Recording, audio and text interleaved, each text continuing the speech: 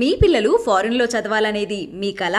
మీ కలను నిజం చేసే ఏకైక సంస్థ విదేశ్ కన్సల్ట్స్. సాధారణ పార్టీకి స్టాండ్ అవ్వాలంటే ముందు తలదాచుకోవడానికి షెల్టర్కి దానికి కొన్ని ప్రాంతాలు ఉంటాయి. మైదాన ప్రాంతాల్లో తలదాచుకోవడం కానీ లేదా పోలీసుల యొక్క నిర్బంధం తట్టుకోవడానికి కానీ ఇప్పుడున్న పరిస్థితుల్లో ప్రజలు ఓన్ చేసుకున్నారు మమ్మల్ని. కమ్యూనిస్ట్ పార్టీలు కూడా ఉంటారు అక్కడ. ఉన్నాయి. మరి వాళ్ళు ఎదురుపడలేదు ఎక్కడ కూడా. ఆ కమ్యూనిస్ట్ పార్టీ వాళ్ళు కూడా ఎదురుపడ్డారు. పార్టీకి వ్యతిరేకంగా కనగల్లి ఏరియాలో సిపిఎం సిపిఐ వాళ్ళు వచ్చి పనిచేసిన సందర్భాలు లేవు. అంటే మీరు భూ పోరాటాలు చేశారు, భూ పంపిణీ చేశారు, కానీ పట్టాలేని భూముల ఉపయోగం ఏంటి? పట్టాలేని భూములు అంటే ప్రజలు కొట్లాడి వాళ్ళు సాగు చేసుకునేటప్పుడు పట్టాలు వాటంతటా అవే వస్తాయి. కానీ ఈ నిర్బంధం మూలంగా ప్రజలు తట్టుకోలేక వాటిని వదిలేసిండ్రు. ఇక్కడ సమస్యలు ఏమి కనిపించాయి ఎక్కువ? భూ పోరాటాలు చేద్దామని అనుకున్నాము. అనుకున్న క్రమంలో ఈ పోలీసు వాళ్ళు అనేది అప్పటికే ఏ మాత్రం మాకు అన్నం పెడుతున్నాం అని తెలిసినాక వాళ్ళని తీసుకుపోవడం, ఎన్కౌంటర్ చేయడం.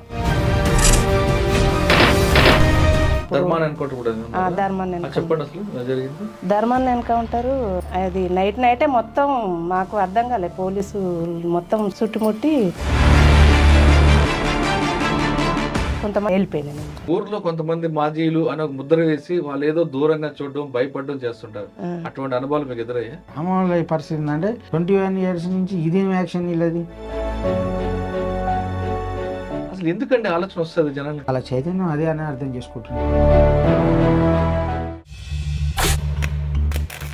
Welcome to crime confessions. ఒకప్పుడు గ్రామాల్లో ఉన్న పరిస్థితుల్లోనూ లేదా చుట్టూ జరుగుతున్న దారుణాన్ని చూడలేకో లేదా భావజాల ప్రభావంతోనో కొంతమంది అడవిబాటు పట్టారు. అడవిలోకి వెళ్ళిన తర్వాత ఎండనక వాననక వర్షం అనక అక్కడే ఉంటూ ఆ చలికి తట్టుకుంటూ అక్కడ చుట్టూ ఉన్న పాముల్ని పురుగుల్ని దాటుకుంటూ ఒకవైపు పోలీసులు బుల్లెట్లతో తట్టుకుంటూ ఆ అడవి ప్రాంతంలోనే తమ ప్రాణాలని లెక్క చేయకుండా కుటుంబాలని దూరంగా ఉంటూ పేద ప్రజల కోసం, బడుగు బలహీన వర్గాల అభివృద్ధి కోసం కృషి చేశారు. ఆ విధంగా అడవిలో అర్ధరాత్రులు ఎక్కడ అపరాత్రం లేకుండా కొన్ని సంవత్సరాల పాటు పనిచేసి పేద ప్రజల కోసం వాళ్ళ పార్టీ కృషి చేస్తూ తర్వాత కొన్ని కారణాలతో జనజీవన స్రవంతులు కలిశారు. ఆ విధంగా కలిసిన వారు పరిచయం చేసే ఈ కార్యక్రమంలో ఈ వారం మన గెస్ట్ ఒకరు కాదు, ఇద్దరు. ఒకరి పేరు జగన్ అలియాస్ నక్కా యాదగిరి, ఆయన సహచరిణి గంగా అలియాస్ పద్మ. వీళ్ళిద్దరూ 2 దళాలు, ఒకరు కనగల దళం, ఒకరు రాచకొండ దళం. వీళ్ళిద్దరూ ఎందుకు పార్టీలకు వెళ్ళారు, వెళ్ళిన తర్వాత వాళ్ళు చేసిన కార్యక్రమాలు ఏంటి, పీపుల్స్కి అభివృద్ధి ఏ విధంగా చేశారు, వాళ్ళు పార్టీలకు వెళ్ళినప్పుడు ఏ విధంగా ఉండేది, తర్వాత క్రమేపీ పార్టీలో ఎలాంటి మార్పులు వచ్చాయి, అసలు ఎందుకు వీళ్ళు పార్టీని వీడి జనజీవన శాంతులకు వచ్చారు, వచ్చిన తర్వాత వాళ్ళ జీవన విధానం ఏ విధంగా కొనసాగుతున్న విషయాల్ని వాళ్ళని తెలుసుకుందాం. అన్న నమస్తే. అక్క నమస్తే.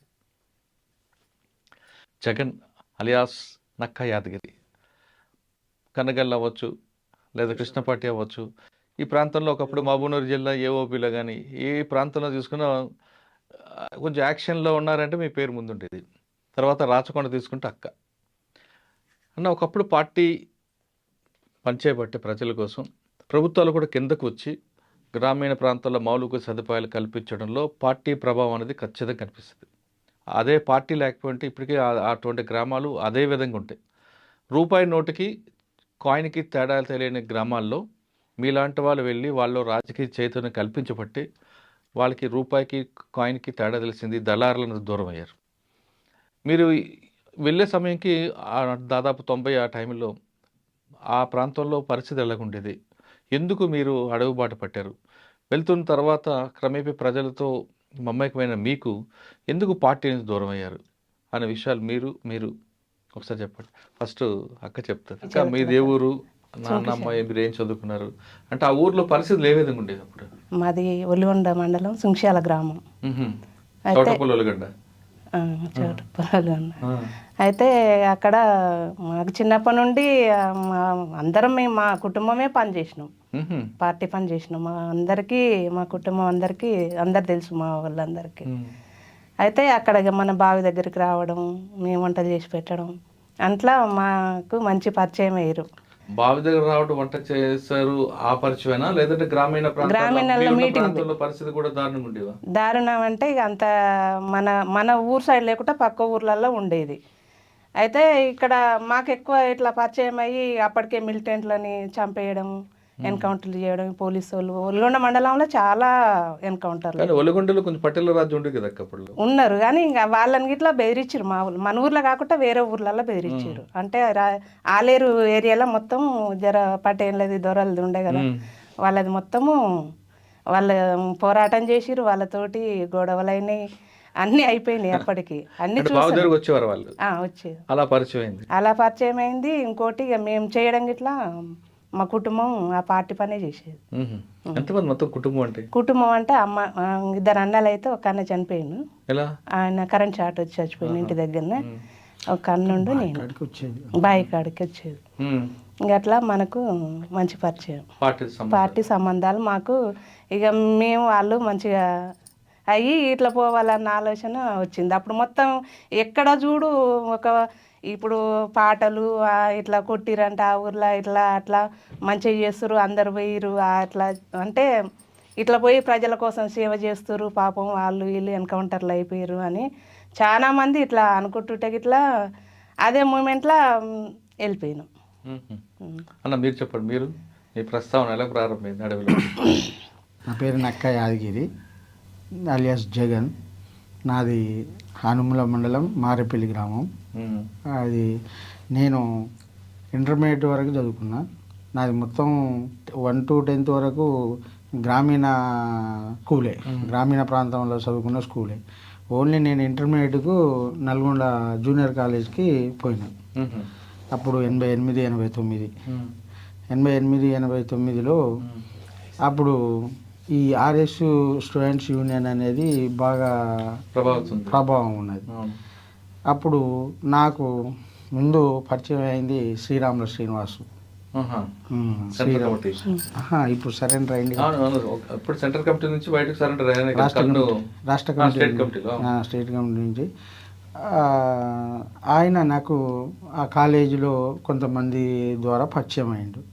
పరిచయం అయినప్పుడు అట్లా మేము ఈ గ్రామాలకు తరలండి క్యాంపెయిన్ ఆ విధంగా నేను 90 వరకు చేసిన. తర్వాత నాకేంటంటే మళ్ళీ ఆయన లేడు, మళ్ళీ కట్ అయింది ఒక 2 years. 92 ఆ ప్రాంతంలో కట్ అయిపోయింది. మళ్ళీ 92 తర్వాత ఈ విద్యాసాగర్ అని ఒకతను వచ్చిండు, శంకర్ విద్యాసాగర్, ఆయన అశోక్ అనేది ఆయన.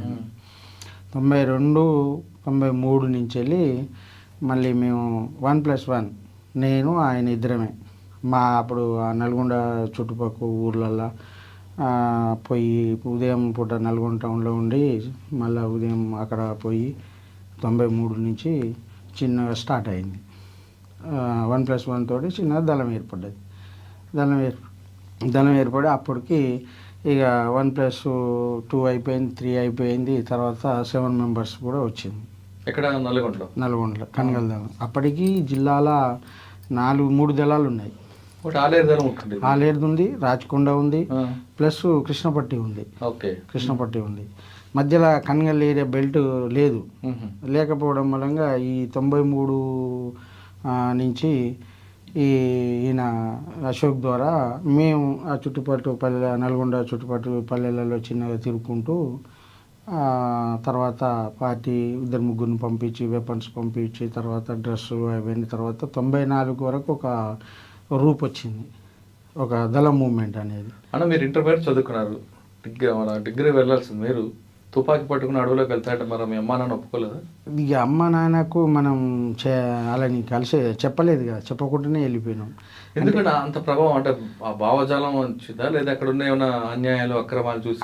ఆర్ఎస్ మూవ్మెంట్లో 89, 90 ఆ ప్రాంతంలో చేసినప్పుడు మాకు కొన్ని బుక్స్ ఆర్గనైజర్ ఇవ్వడం, తర్వాత కొన్ని అప్పుడు లీగల్ గవర్నమెంట్ కూడా వచ్చింది కదా చెన్నారెడ్డి పీరియడ్లో, లీగల్లో కూడా అప్పుడు కొన్ని మీటింగులు పోరాటాలు ఇవన్నీ చేసారు కదా, ఆ ప్రభావం కూడా మా మీద కొంత పనిచేసి మధ్యలో కట్ అయిపోయింది. ఇంకా 94, 93 నుంచి వెళ్ళి మళ్ళీ కాంటాక్ట్ అయ్యి ఒక 94 వరకు ఒక రూపాంతరం వచ్చింది, ఒక దళ మూమెంట్. 94లో మీద ఒక రూపం వచ్చింది. మీకు అప్పుడు బాధ్యుడు ఎవరు? ఆయన అశోక్. మీ పేరు నక్క యాదగిరి. మరి మీకు జగన్ అని పేరు ఎందుకు మార్చాల్సి వచ్చింది? 91లో అనుకుంటా ప్లస్ 91లో ఈ జగన్ యాదవ్ అని ఎన్కౌంటర్ జరిగింది ఇక్కడ మన చిట్యాల మండలంలో. చిట్యాల మండలంలో అలా ఒక అతను జగన్ అతను చనిపోయిండు. ఆ పేరు పెట్టుకున్నాం మనం అంతే. ఆ పేరు ఎవరు మన డీసీఎం పెట్టారు మీకు? ఆయనే అశోకే జగన్ అని పెట్టుకోమంటే సరే ఓకే అని చెప్పేసి జగన్ అని మేము పెట్టుకున్నాం. 94 వరకు ఒక రూపాంతరం వచ్చింది అన్నట్టు. 92, 93 నేను ఇంటి దగ్గరనే ఉన్నా. మళ్ళీ 92, 91, 92 పార్టీ పనిచేస్తూ ఇంటికి అప్పుడు శ్రీనివాస్ వెళ్ళిపోయిండు. జిల్లాల నుంచి వెళ్ళిపోయిండు ఏమో తెలియదు, నాకు ఎవరు కలవలే. ఇక నాది వచ్చి ఇంటి దగ్గర ఉండుకుంటూ 92, 93లో మళ్ళీ కాంటాక్ట్. 94లో మీకు జగన్ పేరుతో పార్టీ స్టార్ట్ అయింది. అంటే ఒక రూపం వచ్చింది దళంకి. మీకు ఇచ్చిన బాధ్యతలు ఏంటి? ఇక్కడ దళ సభ్యుని ఆయన కమాండరు. దాంతో ఒక 3 నెలలు 4 నెలలు మేము ఇద్దరం తిరిగిన తర్వాత మళ్ళీ నిజామాబాద్ నుంచి ఒక కామ్రేడ్ పంపించారు. ఒక అతన్ని పంపించి అతను తోటి 3 అయినాం. మళ్ళీ ఇంకొక ఇద్దరిని పంపించి ఒక 4, 5 స్క్వాడ్ ఏర్పడ్డది. దానికి ఒక కనగల దళం అని ఆ పేరు అప్పుడే పెట్టుకున్నారు 94లో. కరెక్టే. మీరు కనగల దళంలో పనిచేస్తున్నప్పుడు మీకున్న సమస్యలు ఏమి ఎదురయ్యాయి అక్కడ గ్రామీణ ప్రాంతంలో? అయితే కనగల్ ప్రాంతం అనేది పూర్తిగా మైదాన ప్రాంతం.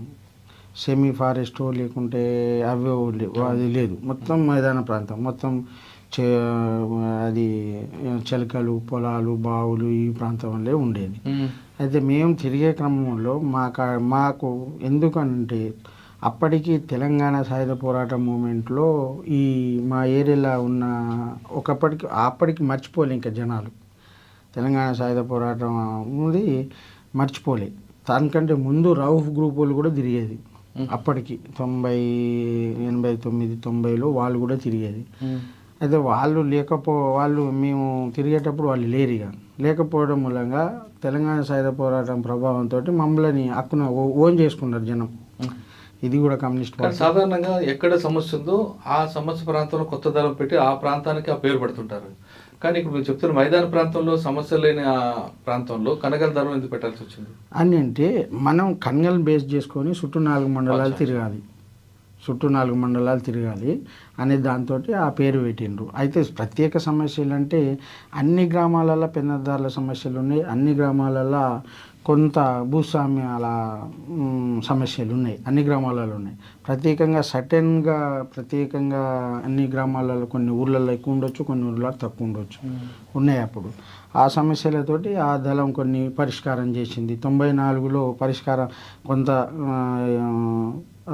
ఈ కొత్త ఏరియాను పెంచుకునే క్రమంలో ఎన్కౌంటర్ కూడా జరిగింది. 94 ఎన్కౌంటర్ జూన్లో ఎన్కౌంటర్ జరిగినప్పుడు ఆ ఎన్కౌంటర్లో రంగారెడ్డి జిల్లా నుంచి వచ్చిన ఒక అతను బొందన్ అని అక్కడ డిప్యూటీ కమాండరు, అతను చనిపోయిండు నా ముందరనే. మేము పైలట్ టీం ఉంటుంది, ఆయన డిప్యూటీ కమాండర్, నేను సభ్యుని ఉంటిని. నా ముందరనే మేము అప్పటికి మాకు అంత పెద్ద ట్రైనింగ్ ఏం లేదు. అప్పుడు మన పార్టీ ఇంకా అంత పెద్ద ట్రైనింగ్ ఇచ్చింది ఏం లేదు. అదే 94 ఎన్కౌంటర్లో అతను చనిపోయినారు. తర్వాత ఇంకొక అతను చనిపోయినారు. మా కమాండరు దెబ్బలు తగిలినాయి ఆయనకు. అప్పుడు అశోక్ లేడు కమాండరు, ఈదన్న ఉన్నాడు. ఈదన్న అంటే హుసేన్ బి వాళ్ళ భర్త ఉండే ఆయనకు దెబ్బలు తగిలినాయి. ఇంకా ఎక్కడికక్కడ చెల్లాచెదరైపోయిన తర్వాత నా ముందరనే ఈయన ఈ సుదర్శన్ అంటే ఆయన చనిపోయింది. అన్నప్పుడు మీరు పనిచేసిన మొట్టమొదటి ప్రాంతంలో అదే అరణ్య ప్రాంతం కాదు, మైదాన ప్రాంతం, తర్వాత కొంత గ్రామీణ ప్రాంతం కూడా చెప్పలేము. అటువంటి ప్రాంతంలో సాధారణ పార్టీకి స్టాండ్ అవ్వాలంటే ముందు తలదాచుకోవడానికి షెల్టర్కి దానికి కొన్ని ప్రాంతాలు ఉండాలి. మీకు అటువంటి సమస్యలు రాలేదా? మైదాన ప్రాంతాల్లో తలదాచుకోవడం కానీ లేదా పోలీసుల యొక్క నిర్బంధం తట్టుకోవడానికి కానీ? మైదానం వచ్చింది అంటే అప్పుడున్న పరిస్థితుల్లో ప్రజలు ఓన్ చేసుకున్నారు, మమ్మల్ని దళాన్ని ఓన్ చేసుకున్నారు. అప్పుడున్న పరిస్థితుల్లో వీళ్ళు మన కోసమే పనిచేస్తున్నారు, మన కోసమే తిరుగుతున్నారు వాళ్ళని అని చెప్పేసి ఓన్ చేసుకున్నారు. కాబట్టి ఆ మైదాన ప్రాంతంలో అన్ని రోజులు పార్టీ నిలబడింది. కానీ అక్కడ ఇంకొక సమస్య ఉంటుంది, కమ్యూనిస్ట్ పార్టీలు కూడా ఉంటారు అక్కడ. ఉన్నాయి. మరి వాళ్ళు ఎదురుపడలేదు ఎక్కడ కూడా? ఆ కమ్యూనిస్ట్ పార్టీ వాళ్ళు కూడా ఎదురుపడ్డారు కూడా. కమ్యూనిస్ట్ పార్టీకి మేము ఇప్పుడున్న కమ్యూనిస్ట్ పార్టీ, ఇప్పుడున్న పీపుల్స్ వార్ పార్టీ, ఈ ఎర్రజెండా అదే ఎర్రజెండా దానికి అర్థం చేయిస్తే వాళ్ళే మా ఊళ్ళే కొన్నిసార్లు కొన్ని ఊర్లలో వాళ్ళే మా ఊళ్ళో. కానీ మనకు పార్టీకి వ్యతిరేకంగా కనగల్ ఏరియాలో సిపిఎం సిపిఐ వాళ్ళు వచ్చి పనిచేసిన సందర్భాలు లేవు. అంటే మీరు వెళ్ళిన తర్వాత మొట్టమొదటిసారి మీరు చేసిన మంచి కార్యక్రమం చెప్పండి. అంటే మీరు చేసినవన్నీ మంచిగా ఉంటాయి, కానీ బాగా గుండె కత్తున్న కార్యక్రమం ఉంటుంది కదా. అప్పుడు 97లో అట్లా భూ పోరాటాలు బాగా జరిగినాయి. అంటే పురంబోకు భూములు అయితేంది, భూస్వామ్య వ్యతిరేక పోరాటాలు, భూస్వాముల ఓన్ ఇప్పుడు అవి ఉంటే పట్టా భూములు పంచడం కార్యక్రమాలు కొన్ని బాగా చేసినాం. కొన్ని గ్రామాలల్లో 100 ఎకరాలలో ఎర్ర జెండాలు బాతడం, తర్వాత కొన్ని గ్రామాలల్లో దున్నుకోవడం కూడా జరిగింది. కానీ నిర్బంధం మూలంగా మళ్ళీ ఎక్కడోళ్ళు వాళ్ళ అంటే మీరు భూ పోరాటాలు చేశారు, భూ పంపిణీ చేశారు, కాదనట్లేదు, 1000 ఎకరాలు పంచారు, కానీ పట్టాలేని భూముల ఉపయోగం ఏంటి? పట్టాలేని భూములు అని అంటే ప్రజలు నిలబడి స్టాండ్ అయ్యి కొట్లాడి వాళ్ళు సాగు చేసుకునేటప్పుడు పట్టాలు వాటంతటా అవే వస్తాయి. కానీ ఈ నిర్బంధం మూలంగా వాళ్ళు ఆ పట్టాలను సాగు చేసుకోలేకపోయారు. జెండాలు బాతడం అంత మటుకే జరిగింది, కానీ సాగు కాడికి వస్తాలకే ప్రజలు తట్టుకోలేక వాటిని వదిలేసిండ్రు. కానీ అప్పుడు మీకు బాధ అనిపిస్తుంది కదా, ఎంతమంది కష్టపడి వీళ్ళకి సహకరిస్తే వాళ్ళ వైపు నుంచి అంటే బాధ అనిపిస్తుంది. కానీ అక్కడ నిర్బంధం చాలా తీవ్ర రూపం ఉన్నది కదా. తీవ్ర రూపంలో వాళ్ళు నిలబడి ఆ చైతన్యం ఉండాలి కదా జనం దగ్గర. అంటే రాజకీయ చైతన్యం ఏ విధంగా తీసుకొచ్చారు వాళ్ళ? మరి రాజకీయ చైతన్యం అంటే మనం ఈరోజు ఈ పరిస్థితి ఇట్లా ఈ పెత్తందారులకు భూస్వాములకు వ్యతిరేకంగా ఈరోజు ఇలా ఉన్నోడు లేనోడు అనేది అందరు ఉన్నోడేమో రోజు రోజుకి ఇంకా ఉన్నోడు అయిపోతున్నాడు, లేనోనికి భూమి లేదు, భూ పంపిణీ పరిష్కారం అని చెప్పేసి జనాలకు ఎడ్యుకేట్ చేయడం అనేది జరిగింది. తర్వాత అప్పుడు ఇంకా కొన్ని ఇసుక సమస్య కూడా ఉండేది. వాగులలో కన్నెల వాగు అనేది పెద్ద వాగు, ఇసుక సమస్య కూడా ఉంది. ఆ ఇసుకకు వ్యతిరేకంగా కూడా మనం చాలా పెద్ద ఎత్తున పోరాటం చేసినాం. దాని తర్వాత అప్పుడు ఈ జలసాధన సమైక్య అనే పేరుతోటి కూడా కొన్ని లీగల్ మూవ్మెంట్లు చేయడం జరిగింది. ఓకే, జలసాధన సమితి కనగల్లో. కనగల్ తర్వాత ఎక్కడికి వచ్చారు? నేను కనగల్ తర్వాత కృష్ణపట్టి. అక్క మీరు చెప్పండి, అన్న కృష్ణపట్టి దగ్గరికి వస్తారు, మీరు రాచకొండ? ఆలేరు నుండి రాచకొండ. ఆలేరులో మీరు చేసిన కార్యక్రమాలు ఏంటంటే? మేము చేసినామంటే ఇక జనాలలో తిరగడమే. అప్పటికి జనాలలో తిరగడం కొంచెం ఇంకా అక్కడ మా ఆలేరు ఏరియాలో చాలా మంది మాకు ప్రజలు చాలా మంచిగా చూసుకునేది. అంటే పోయిన అన్నం పెట్టడం, ఏదన్నా వచ్చిన సమస్య ఎస్సీ వాళ్ళైనా ఇంకా వేరే వాళ్ళైనా ముందుకు ఎక్కువ ఎస్సీ వాళ్ళే మమ్మల్ని కడుపులో దాచిపెట్టుకున్నాం. అక్కడ మీరు పనిచేసిన ఆలేరు, ఒకవైపు వరంగల్, ఒకవైపు జనగాం, ఇంకోవైపు సిద్దిపేట, మీకు బాగా పార్టీకి పట్టున్న ప్రాంతం అది. దాంట్లో మీ దగ్గరలో అందులో రావడానికి కూడా పోలీసులు భయపడేవారు, ఉదయం టైంలో కూడా వెళ్ళడానికి కూడా. అటువంటి ప్రాంతంలో అక్కడ సమస్యలు ఏవి కనిపించాయి? ఎక్కువ సమస్యలు అంటే ఇక ఇవి చేద్దామని, భూ పోరాటాలు చేద్దామని అనుకున్నాము. అనుకున్న క్రమంలో ఈ పోలీసు వాళ్ళు అనేది అప్పటికే ఏ మాత్రం మాకు అన్నం పెడుతున్నాం అని తెలిసినాక వాళ్ళని తీసుకుపోవడం, ఎన్కౌంటర్ చేయడం, అట్లా చాలా మందిని చేసారు. జనాలు భయపడిపోయారు. భయపడి అప్పటికి కొన్ని అలా పని చేసినప్పుడు కొనాలి కదా. మీకు బాగా గుర్తుండిపోయిన యాక్షన్ ఒకటి చెప్పగలరా? పోలీస్ రికార్డులో ఉన్నది ఇక అంటే ఇక అవి అన్నీ చేసినాం. కానీ ఇంకా పోలీస్ అటాక్ గానీ ఉందా? ఇంకా అక్కడ ఏరియాలు తిరిగినప్పుడు అట్లాంటివి ఇంకా అది ఆలేరు దళంలో అంటే పోలీస్ స్టేషన్ మీరు చేయలేదు, కానీ దాడులు అనేటివి అవి క్రమంగా ఇక అందరం టీమ్గా చేసినవి ఉంటాయి. వరంగల్ వెళ్తున్నప్పుడు హైవే మీద బస్సులు ఆపడాలు చాలా జరిగాయి కదా, బస్సులు తగలబెట్టడాలు అవి మేమేం చేయలేదు అవి. అంటే అక్కడ వరంగల్ వాళ్ళు చేసినాం, కానీ మా ఆలేరు వరంగల్ అంతా కలిసే ఉండేది. ఇట్లా రాచకొండ ఈ వెట్ట కలిసేదో మళ్ళీ వరంగల్ పక్కన పెంబర్తి అన్ని ఆలేరుకి వచ్చి మాకు వచ్చి. పెంబర్తి అంటే మీరు రాకముందు అనుకుంటా, కొండపల్లి సీతారామ గారు సమావేశం మనకు తెలియదు అన్నది, మీకన్నా ముందే కావచ్చు. అంత పెద్ద ఇక అవి తెలియదు మనకి. ఆలేరుకి అప్పుడు మీకు ఎవరైనా బాధ్యులు? మాకా మల్లన్న సామ వెంకటేశ్వర చనిపోయింది. తర్వాత ఎక్కడికి వచ్చారు మీరు? మేము మళ్ళీ ఇది అప్పటికే అన్న అప్పుడు ఏం చనిపోలేదు, కానీ తర్వాత చనిపోయింది. కానీ అప్పటికి ఇక నిర్బంధం ఎక్కువైంది అక్కడ.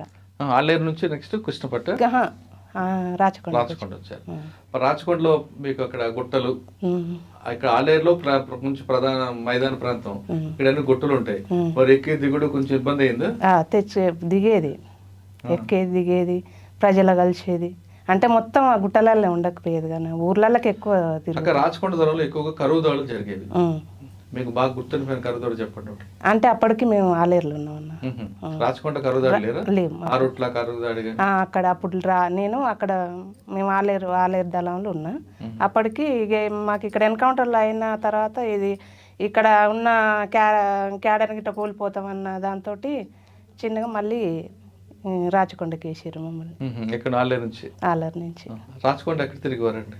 మొత్తం ఇక ఏరియా మొత్తం రాచకొండ అంటే ఆరుట్ల మంచాల లోయపల్లి కోదాసిపల్లి అక్కడ ఇంకా అన్ని ఊర్లు. అదే టైంలో యాచారం పోలీసు మీద అటాక్ అయింది కదా ఒకటి? అప్పుడు కాలేదన్న, కాలేదు. మేము రాకముందు మీరు చెప్పండి అన్న. ఇప్పుడు కనగల్ నుంచి మీరు ఎటు వచ్చారు? కృష్ణపట్టి కూడా బాగా. కృష్ణపట్టిలో ఏంటంటే ఇప్పుడు జిల్లాలో అప్పుడు వేరే వాళ్ళ టెలిఫోన్ ఎక్స్చేంజ్ లేదు. మా కనగల్ ఏరియాలో సపరేట్ పోలీస్ స్టేషన్ల మీద దాడి ఏం లేదు. వేరే వాళ్ళ టెలిఫోన్ ఎక్స్చేంజ్, అది వీరవల్లి టెలిఫోన్ ఎక్స్చేంజ్ వాళ్ళు ఆలేరు దళం చేశారా? అంటే నేను పోకముందుకు అప్పటికే అయిపోయింది. అయితే మా ఏరియాలో అంత మైదాన ప్రాంతం కాబట్టి మనం స్టేషన్లకు తర్వాత వాటికి మీదకి ఏం లేదు, జరగలేదు. కాకపోతే ఒకటి అవుట్ పోస్టు అడిదోళ్ళపల్లి అవుట్ పోస్ట్ ఒకటి, తర్వాత ఈ నాంపల్లి ట్రెజరీ మీద ఒకటి చేసినాం. కానీ నాంపల్లి ఇది ఫెయిల్ అయిపోయింది. అడిదోళ్ళపల్లి ఎలా సక్సెస్ అన్న?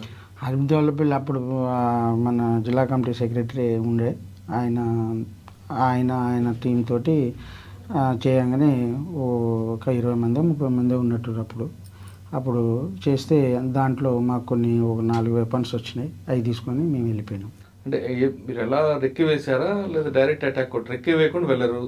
రెక్కితోటే చేసిండ్రు. ఎన్ని రోజులు వేసారు రెక్కి? ఎన్నో రోజులు అంటే ఒక 2-3 రోజులు చేసారు అంతే. దాని గురించి ఎన్ని గంటలకు స్టార్ట్ అయింది ఆపరేషన్? రాత్రి 10 గంటలకు అట్లా స్టార్ట్ అయింది. 12-2 అయిపోయినట్టున్నది. రిట్రీట్ ఎలాగయ్యారు? రిట్రీట్ మళ్ళీ ఆ ఏరియాలో ఒక బస్సు, నైట్ ఆల్ బస్సు ఉంటే ఆ బస్సులో తీసుకొని మనం దేవరకొండ ఏరియాకి వెళ్ళిపోయినాం. అప్పటికి ఉదయం అయింది. దేవరకొండ నుంచి ఫోర్స్ వస్తూనే ఉన్నది. అవి ఇక మనం ఆ కృష్ణపట్టి గుట్టల నుంచి వెళ్ళి మళ్ళీ అటు మహబూబ్నగర్ బార్డర్లోకి వెళ్ళిపోయి అట్లా ఒక 2-3 నెలలు మహబూబ్నగర్లోనే ఉన్నాం అన్నట్టు. మహబూబ్నగర్ టౌన్లో కాదు, అంటే అలా బార్డర్ అప్పర్ ప్లాట్ అనేది ఉంటుంది, మధ్యమడుగు ఆ దళంతో ఆ ఏరియాలోనే ఒక 2-3 నెలలు ఉన్నాం. సాధారణంగా ఆడవాళ్ళు తీసుకుంటే పూర్తిగా దాని మీద అవగాహన ఉన్న వాళ్ళు వెళ్ళినా బయటికి రాలేరు.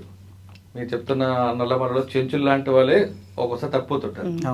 సాధారణంగా అన్నలు అడవిలో ఉన్నప్పుడు ఒకవేళ సమావేశంకి వెళ్ళాలన్నా, ఒక ప్లేన్ ట్రిప్ పెట్టాలన్నా, లేదా ఒక షెల్టర్ తీసుకోవాలన్నా, ఒక పెద్ద పోలీస్ నుంచి అటాక్ అయినప్పుడు రిట్రీట్ అవ్వాలన్నా ఏ విధంగా తెలుస్తుంది అన్న మీకు? అదంతా పోలీసులే గూగుల్ మ్యాప్ పట్టుకుని దొరుకుతుంటారు, మీకు మ్యాప్లు ఉండవు, ఏమి ఉండవు కదా. లోకల్ వాళ్ళు ఉంటారు అక్కడ. చెంచోల నుంచి మనకు రిక్రూట్ ఉంటుంది, ప్రజల నుంచి సంబంధాలు, ప్రజల నుంచి మనకు సహకారం ఉంటుంది. కాబట్టి మనకు అక్కడ లోకల్ వాళ్ళు దళాలలో పనిచేసినప్పుడు వాళ్ళే గైడ్, వాళ్ళకు అన్ని విషయాలు తెలుస్తాయి. అవునన్న, మీరు ఒక దగ్గర వెళ్ళాలి. ఇప్పుడు కృష్ణపట్టి దళం ఒక దగ్గర షెల్టర్ తీసుకోవాలి. కృష్ణపట్టి నుంచి మీరు ఆ పైకి అప్పర్ పాయింట్ దీనికి వెళ్ళాలి, మధ్యమడికి వెళ్ళాలంటే లోకల్ చెంచులతో గైడ్ తీసుకుని వెళ్తారు. అక్కడ వెళ్ళిన తర్వాత మీరు షెల్టర్ తీసుకున్నప్పుడు పోలీసు ఫోర్స్ అటాక్ చేసింది అనుకోండి, మీరు మొత్తం చెల్లా చెదరు వెళ్ళిపోతుంటారు. అప్పుడు మీకు ఎలా తెలుస్తుంది బయటకు వెళ్ళాలని? బయటికి వెళ్ళాలని అంటే ఆమె గ్రామాలలో ఏదో ఒక గ్రామం అయితే చేరుతాం కదా, ఆ గ్రామం వాళ్ళు మనకు అప్పుడున్న పరిస్థితుల్లో మనకు సహకరించి మనకు అప్పుడు వాళ్ళు రూట్ చూపెట్టడమా, లేకుంటే కొన్ని రోజులు దాచిపెట్టడమా, అలాంటివి చేసి. మీరు ఒక ప్రాంతంలో ఉన్నారు, ఏ అనే ప్రాంతం ఉన్నారు. ఏ అనే ప్రాంతానికి ఒక గైడ్ తీసుకెళ్తాడు. మీకు అది చుట్టుపక్కల ఏం జరుగుతుంది, ఎవరు వస్తున్నారు వెళ్ళడానికి అనేది కనిపించే ప్రాంతం, ఎత్తైన ప్రాంతం. అంటే మీది అప్పర్ హ్యాండ్ అన్నది. తెల్లవారుజామున పోలీసులు అటాక్ చేసినప్పుడు మనం ఉత్తర వైపు వెళ్దామా, దక్షిణ వైపు వెళ్దామా అనేది ఆలోచన ఉండదు. అక్కడ నుంచి పారిపోవాలి అంతే కదా. ఆ పారిపోయే భాగంగా ఎటువైపు వెళ్తే రోడ్డు వస్తుంది, ఎటువైపు వెళ్తే నది వస్తుంది, ఎటువైపు వెళ్తే ఊరు వస్తుంది అనే విషయం ఎలా తెలుస్తుంది అన్న? అంటే ముందే చెప్పుకుంటారు ఇటువైపు ఇది ఇటువైపు అదని? అంటే ఆ లోకల్ దళం వాళ్ళు ఉంటారు కదా, మనం ఏదైతే దళం వాళ్ళు ఉంటారో వాళ్ళేమంటే వాళ్ళు మనం వెళ్ళిపోతాం కాబట్టి మనకు పెద్ద సమస్య ఏమి ఉండదు. అంటే అందరూ ఆయనప్పుడు వెళ్ళరు కదా, ఫైరింగ్ అయినప్పుడు చల్లాచెదిరి వెళ్ళిపోతారు కదా. ఫైరింగ్ అయినప్పుడు అన్నిసార్లు చల్లాచెదిరి ఏం కాము, రిట్రీట్ అవుతుంటాం. లోకల్ వాళ్ళతోటే రిట్రీట్ అవుతుంటాం. లోకల్ దళంతో ఇన్కాపిసిటేట్ అయినప్పుడు మనకు అలాంటి గుర్తు తెలియని పరిస్థితి ఏముండదు. మనకు ఎవరో ఒకరు లోకల్ వాళ్ళు ఉంటారు. ఒకవేళ ఆ విధంగా మనం ఒకవేళ సింగిల్గా విడిపోయినాం అనుకో, సింగిల్గా విడిపోయినప్పుడు అప్పుడు ఏం చేస్తాం, అక్కడ ఉన్న గ్రామాలు లేకుంటే చెంచోళ్ళు ఎవరో ఒకరు మనం సహకారం తీసుకొని బయటపడుతుంటాం. అటువంటి సంఘటన ఇప్పుడు ఎదురైంది మీకు? అట్లా నాకేం కాలేదు, అట్లా ఏం కాదు. అంటే స్థానికుల సహకారంతోనే బయటపడతాం. అట్లా తర్వాత ఎక్కడికి పనిచేశారండి మహబూబ్నగర్ వచ్చి? మహబూబ్నగర్లో అంటే నేను కృష్ణపట్టిలో ఒక 2 years పనిచేసిన. 2 years పనిచేసినప్పుడు అయితే అప్పుడు ఎట్లా ఉందంటే కృష్ణపట్టి ఏరియాలో ఏంటంటే బాగా వెనుకబడ్డ ఏరియా.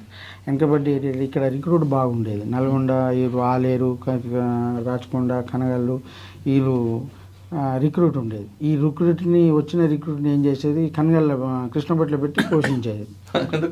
ఎందుకు అని అంటే ఇక్కడ 20 మంది వచ్చారనుకో, 20 మందిని ఇక్కడ ఉండలేరు, మైదాన ప్రాంతంలో అతను ఉండలేరు. అప్పుడు ఎంత 7 members తోటే దళం తిరిగేది. ఒకవేళ 20 మంది 15 మంది కొత్త వాళ్ళు వచ్చారు అనుకో, కొత్త వాళ్ళు వచ్చినప్పుడు అప్పుడు ఇక్కడ మనకు షెల్టర్ డైవర్ట్ చేస్తాం.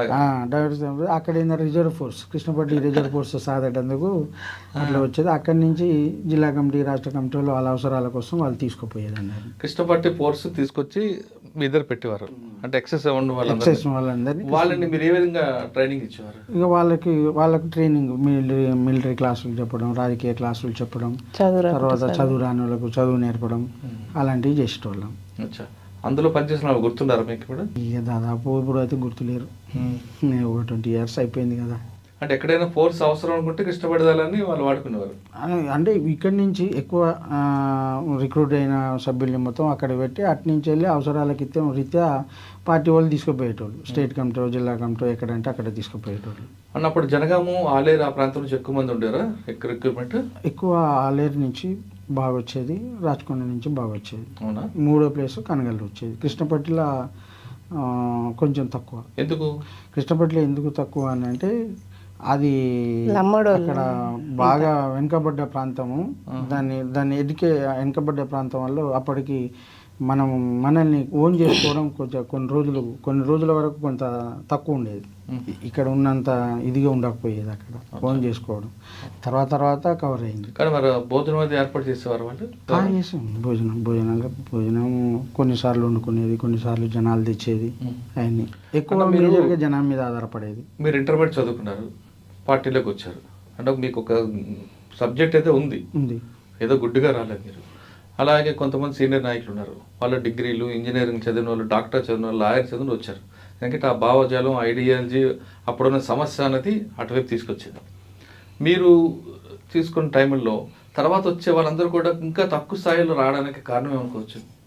అంటే ఈ నిర్బంధం మూలంగా యూనివర్సిటీలు, హై స్కూళ్ళు, కాలేజీలలో ఈ పార్టీ ఆర్గనైజేషన్ తగ్గిపోయి గ్రామాల ప్రాంతాలకే పరిమితం కావడం వల్ల గ్రామీణ ప్రాంత యువకులే వచ్చినారు. అంటే గ్రామీణ ప్రాంతంలో చదువుకున్న వాళ్ళు వచ్చినారు, చదువు రాని వాళ్ళు వచ్చినారు. అంతేగాని ఒక యూనివర్సిటీలో చదివి తర్వాత ఇట్లా వచ్చిన వాళ్ళు లేకపోవడం మూలంగా కొంత తగ్గిరు. అంటే మీ దగ్గరకు వచ్చిన వాళ్ళు, కృష్ణపట్టి దళంకి వచ్చిన వాళ్ళు, అంటే ఎక్సెస్ ఫోర్స్ వచ్చింది అంటున్నారు కదా, వాళ్ళలో చదువుకున్న వాళ్ళు వచ్చారా, లేదు చదువు రాకపోయినా ఆ భావజాలం ప్రభావంతో వచ్చిన ఉన్నారా, లేదు వ్యక్తిగత కోపాలు తీర్చుకోవడానికి వచ్చిన ఉండేవారు? అంటే అందరు వచ్చేది. అంటే చదువు రాని వాళ్ళు వచ్చేది, చదువుకున్న వాళ్ళు వచ్చేది. వ్యక్తిగత కోపాలతో వచ్చిన వాళ్ళు చాలా తక్కువ. ఒకవేళ ఒకరిద్దరు వచ్చినా కూడా పార్టీ దానికి అంగీకరించి నిబంధన ప్రకారం వ్యక్తిగత పక్షాలు, కాటాంధ్రాలు అట్లే ఉండవు. ఆయన వచ్చినా కూడా అంతవరకు ఆ పార్టీ నిర్ణయానికి కట్టుబడి ఉండాల్సిందే. అట్లా అక్కడ మీకు చెప్పండి, మీకున్న రాచకొండలో మీరు పనిచేస్తున్న మంచి కార్యక్రమాలు అంటే ఒక కరువు దాడి అంటే అప్పటికి అయిపోయింది అంటారు. మీకు బాగా గుర్తుండిపోయిన దాడులు చెప్పండి, యాక్షన్లు కానీ. దాడులు అంటే ఇక చేసినాం అన్న దాడులు కానీ ఏదో బాగా గుర్తుండిపోయి చెప్పండి. ఈ దాడిలో బతకడమే కష్టం అనుకుని ఉంటాయి, చాలా ఉంటాయి. అంటే మీరు అందరూ అనుకుంటుంటారు, బయట చూసేవాళ్ళు దాడి అంటే తుపాకు పడే కాల్చేయడం అనుకుంటారు, కానీ చాలా కష్టం అది ఉంటుంది. మేము ఒంటరి తిరుగుతుంటే ఇట్లా మా మీద ఇట్లా ఇట్లా పోలీసులు కలబోతుంటే మేము కలబోతుంటే వాళ్ళు ఏంటో మామూలుగా జనాలే అనుకునేది, కానీ ఇట్లా ఎన్కౌంటర్లు అయినాయి అన్న. మీరు చేసిన యాక్షన్లు ఏమున్నాయండి? గుర్తున్నాయి. ఎన్కౌంటర్లు బాగా అయినాయి మాకు. ఎక్స్చేంజ్ ఆఫ్ ఫైర్లు ఆ. ఎక్కడ బాగా అంటే రాచకొండలనే 2 ఎన్కౌంటర్లు భారీ ఎత్తున అయినాయి. ఏ టైంలో? ఇంకా అప్పుడు గోడుకొండల ఎన్కౌంటర్, గోడుకొండ ఎన్కౌంటర్ అయిపోయింది. ఇప్పుడు ధర్మాన్ ఎన్కౌంటర్ కూడా ఉందా? ధర్మాన్ చెప్పండి అసలు ఎలా జరిగిందో. ధర్మాన్ ఎన్కౌంటరు మేము అప్పటికి 2 దళాలు కలిసి ఉన్నాం. ఈ వీళ్ళ దళం మా దళం. అయితే అప్పటికి ఈమె ఎడ్ల పద్మ అంటామని పిలిపించుకున్నాం అన్న. పిలిపించుకుంటే ఆమె ద్వారా వచ్చింది తెలియదు, అందరం చనిపోయినాం, ఒక్కతే బతికింది. మెయిన్గా అయితే ఆమె ద్వారా వచ్చినట్టే కొడుతుంది, కానీ మనకు ఎట్లా వచ్చిందో తెలియదు. పాప గిట్ట చనిపోయింది. అది ఎవరి ద్వారా అనేది. ఇంకా అయితే అది నైటే మొత్తం మాకు అర్థం కాలే, పోలీసు మొత్తం చుట్టుముట్టి తెల్లారి వరకు 6 గంటల వరకే ఫైరింగ్ అయితేనే ఉంది. ఫైరింగ్ అయ్యి 6 గంటల నుండి సాయంత్రం 6 గంటల దాకా మేము వాళ్ళ నుండి బయటకు వెళ్ళాలి. ఇక ఒక్కరం ఇక రక్తం మడుగులో ఎంత స్థలం, మాకు కొద్ది స్థలమే ఉంచారు.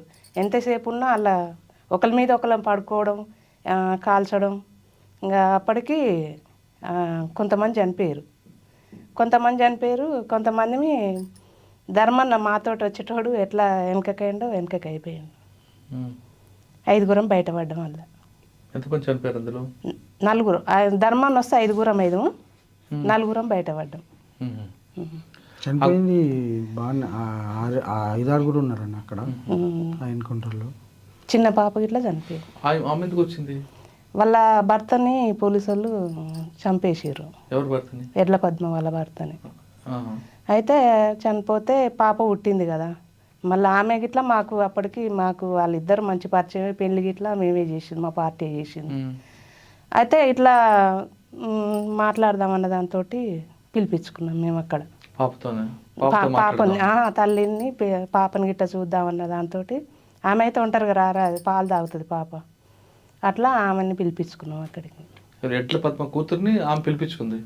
ఎడ్ల పద్మ పార్టీ వాళ్ళు మాట్లాడదామని పిలిపించుకుని, అమ్మాయి చిన్న అమ్మాయి సంటి పాప కదా, ఎత్తుకొని వచ్చే క్రమంలో తెల్లారి ఫైరింగ్ జరిగినప్పుడు ఆ పాప కూడా చనిపోయింది. చిన్న పాప, ఏడాది పాప చనిపోయింది. ఆ ఎన్కౌంటర్లో ఉదయం నుంచి దాదాపు మధ్యాహ్నం 12-1 వరకు అందులోనే ఉంది, కానీ రిట్రీట్ కాలేదు. ధర్మన్న కూడా అప్పటికే చనిపోయింది. సిటీ ఆర్గనైజర్స్ కొంతమంది ఉన్నారు, వాళ్ళు దాదాపు 5-6 మంది చనిపోయింది అక్కడ. పద్మ బతుకుంది. సీరియస్ దెబ్బలు తగిలినాయి. కూతురు చనిపోయింది కదా, బాధపడలేదు? ఇంకా అక్కడ ఎవరి బాధ ఒకరిని చూసుకుంటే అట్టుండదు కదనా. వాళ్ళేం చాలా మంది గుట్ట చుట్టూ మనకు బయటికి వెళ్ళాక చూసినాయి ఎన్ని మనకు వ్యాన్లు ఉన్నాయి, ఎంతమంది ఉండ్రు, ఎక్కడ ఎట్లా ఉందనేది బయటికి వెళ్తే అవపడదు, కానీ వాళ్ళు ఉంటే మనకు అవపడదు కదా. రాచకొండ గుట్లో జరిగిందా? ఇంకా రాచకొండదే, మాల్ దగ్గరకే. మరి రాచకొండలో పనిచేసావు కదా, ఆ గుట్టలు ఎక్కి దిగడం అనేది ఎవరు? అసలు మాకే కష్టం ఉండదు, ఎలా ఎక్కి తిరిగారు మీరు? మేము అప్పుడు దిగేది మంచిగా ఎక్కేది దిగేది. బరువులు ఇంకా మాకు ఎందుకంటే ఎవరైనా అన్నం పెట్టిన రోజు మేము వండుకోవాలి. అన్నం మెయిన్గా కిందికి దిగితే మాకు అన్ని ఊర్లే అన్నం పెట్టేది, పైకి వస్తే మాకు వంట ప్రాబ్లం. కానీ పైకి మీరు వెళ్తే కిందంతా కనిపిస్తుంది, బాగానే ఉంటుంది, కానీ దిగడం కష్టం కదా, ఎక్కడం కూడా కష్టం. అదే టైం ఫైరింగ్ అంటే మీరు అసలు స్లోగా దిగడానికి ఉంటుంది, చాలా ఫాస్ట్గానే వస్తామన్నా. ఇంత లడ్డుగా ఉంటే దిగుతాం, ఇంత లడ్డుగా ఉంటే అప్పుడు చేయలేము. రాచకొండతో పోలిస్తే కృష్ణపట్టి ఇంకెక్కువ కదా, కృష్ణపట్టి ఇప్పుడు నల్లమల ఫారెస్ట్, చాలా నల్లమల ఫారెస్ట్ పైకి ఎక్కితే అసలు ఈ బట్టలు తడిచిపోయాయి. మళ్ళీ దిగుతుంటే కూడా బట్టలు తడిచిపోయి మొత్తం కాళ్ళు ఇట్లా షేక్ అయ్యాయి, వణికేది. ఎక్కేటప్పుడు బాగానే ఒక గుట్ట రాని, ఎక్కంది ఒక ఊరు రాదా అన్న. ఇది కష్టం అంతా ఎవరి కోసం? ప్రజల కోసం, అంతే కదా, ప్రజల కోసం తప్ప వ్యక్తిగత స్వార్థం కోసం కాదు. వ్యక్తిగతం అనేది, వ్యక్తిగత ఆస్తి కానీ వ్యక్తిగత స్వార్థం అనేది కూడా లేదు. ఈరోజు వ్యక్తిగతం అనుకుంటే మనం ఇంటికాడనే ఉండేటోళ్ళం, మేమెందుకు పోయేటోళ్ళం ఆడికి. ప్రజల కోసమే కష్టపడ్డారు, చెమటలు పడ్డారు. చెప్తున్నా కదా మీరు, ఫైరింగ్ అప్పుడు ఇప్పుడు ఏం జరుగుతుందో తెలియదు. అండ్ ఒక విధంగా చెప్పాలంటే దినదిన గండం అనే సామెత ఉంటుంది. మీకు ఒక బుల్లెటే కాదు, పాములు రావచ్చు, ఇంకో రకం నిర్ణయం జరగచ్చు. ఆ సమయంలో అమ్మా నాన్న ఎప్పుడు గుర్తురాలేదు మీ ఇద్దరికి? మీకు అన్ని పెంచారు కదా వాళ్ళు. నేను నా సొంత ఏరియాలోనే తిరిగిన, నేను 12 సంవత్సరాలు, అంటే దాదాపు ఒక 10 సంవత్సరాలు నా సొంతం ఊరు చుట్టే తిరిగినాం, 4 మండలాలు కవర్ చేసుకుంటూ. 10 సంవత్సరాలలో వాళ్ళని కలిసింది నేను 2 సార్లు.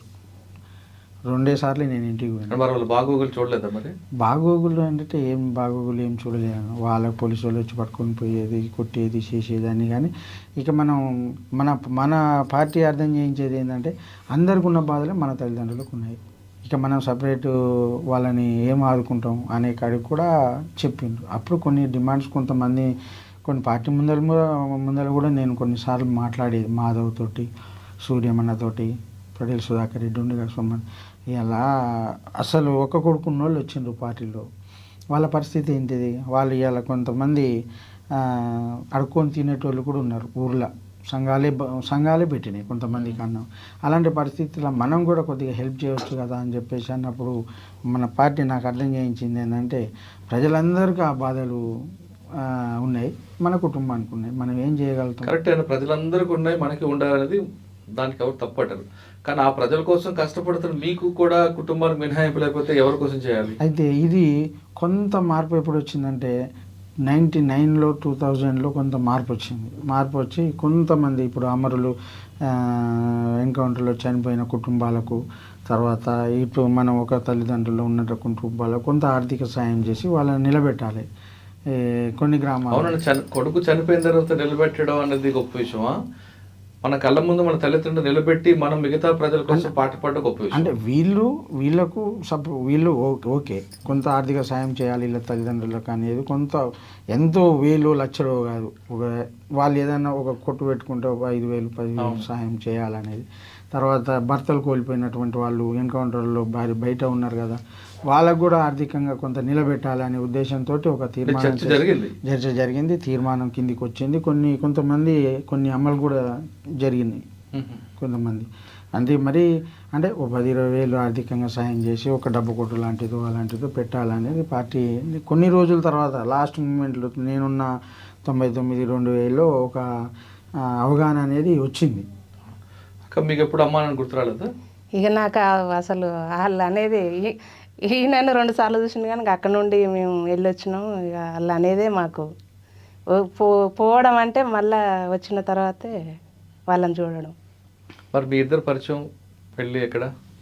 మాదే కృష్ణపట్టిలనే పార్టీ చేసి. మీకు బాగా గుర్తుండిపోయిన ఎక్స్చేంజ్ ఆఫ్ ఫైర్ చెప్పండి. నాకు జరిగింది ఎక్స్చేంజ్ ఆఫ్ ఫైర్ ఇది కాసారం. ఇంకా మనం ఇందులో నుంచి బయటపడడం కష్టం అనకూడదు.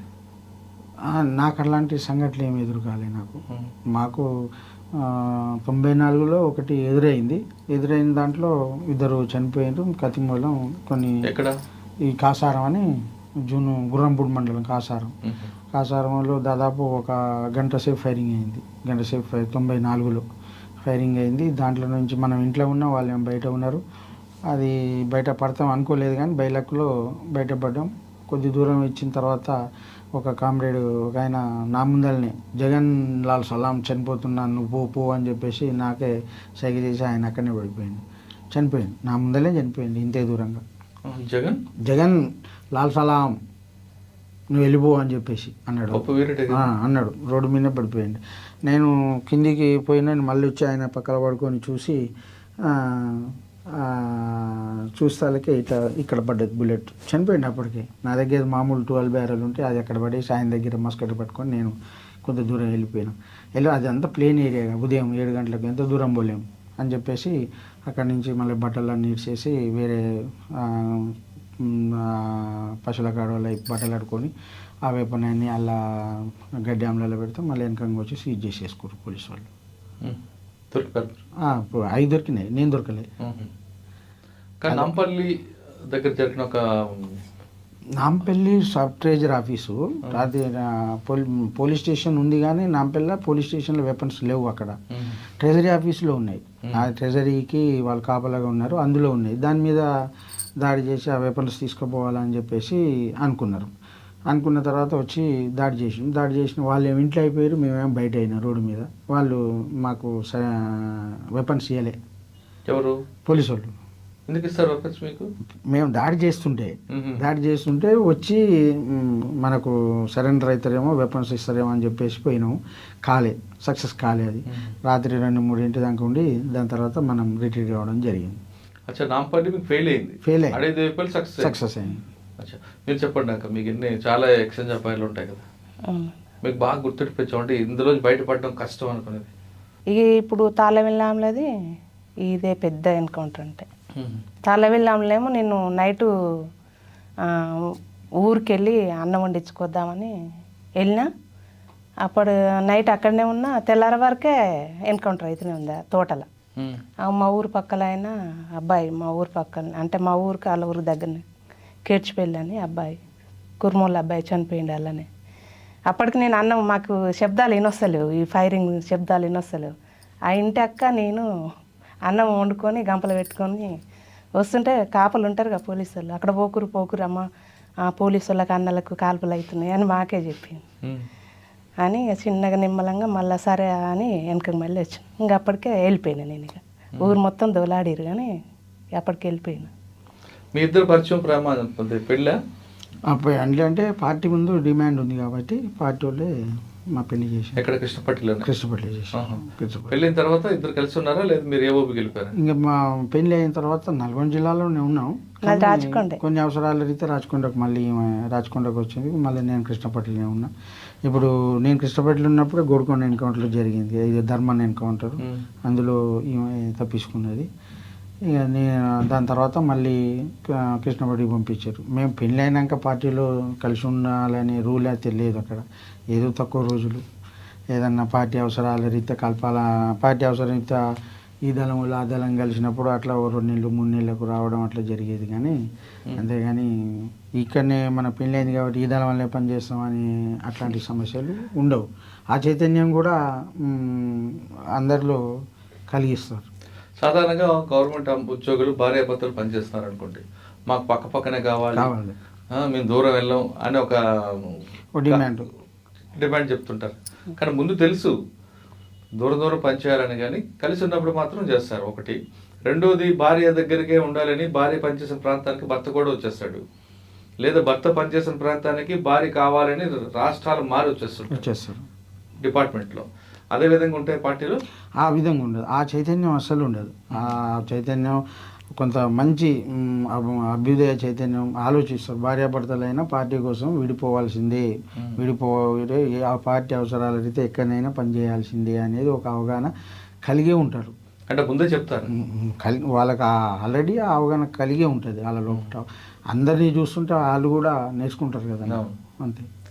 అచ్చా, మీరు తర్వాత ఎక్కడికి వచ్చారు? నేను కృష్ణపట్టికి పోయినా. కృష్ణపట్టి నుంచి అక్కడ 2 years ఉన్నాం. అక్కడి నుంచి వెళ్ళి నేను రామకృష్ణ బట్టి ఒక 6 నెలలు వాళ్ళ ప్లాటూన్లోనే తిరిగిన. ఎక్కడ? నల్లమల్లలో. ఇప్పుడు వాళ్ళు నన్ను ఏఓబి ఇక్కడి నుంచి ఇక్కడ నిర్బంధం ఎక్కువైతుంది, ఇక్కడి నుంచి వెళ్ళి కొంత క్యాడర్ని ఏఓబి పంపితే. నల్లమల్లో రామకృష్ణ ఉన్నారు?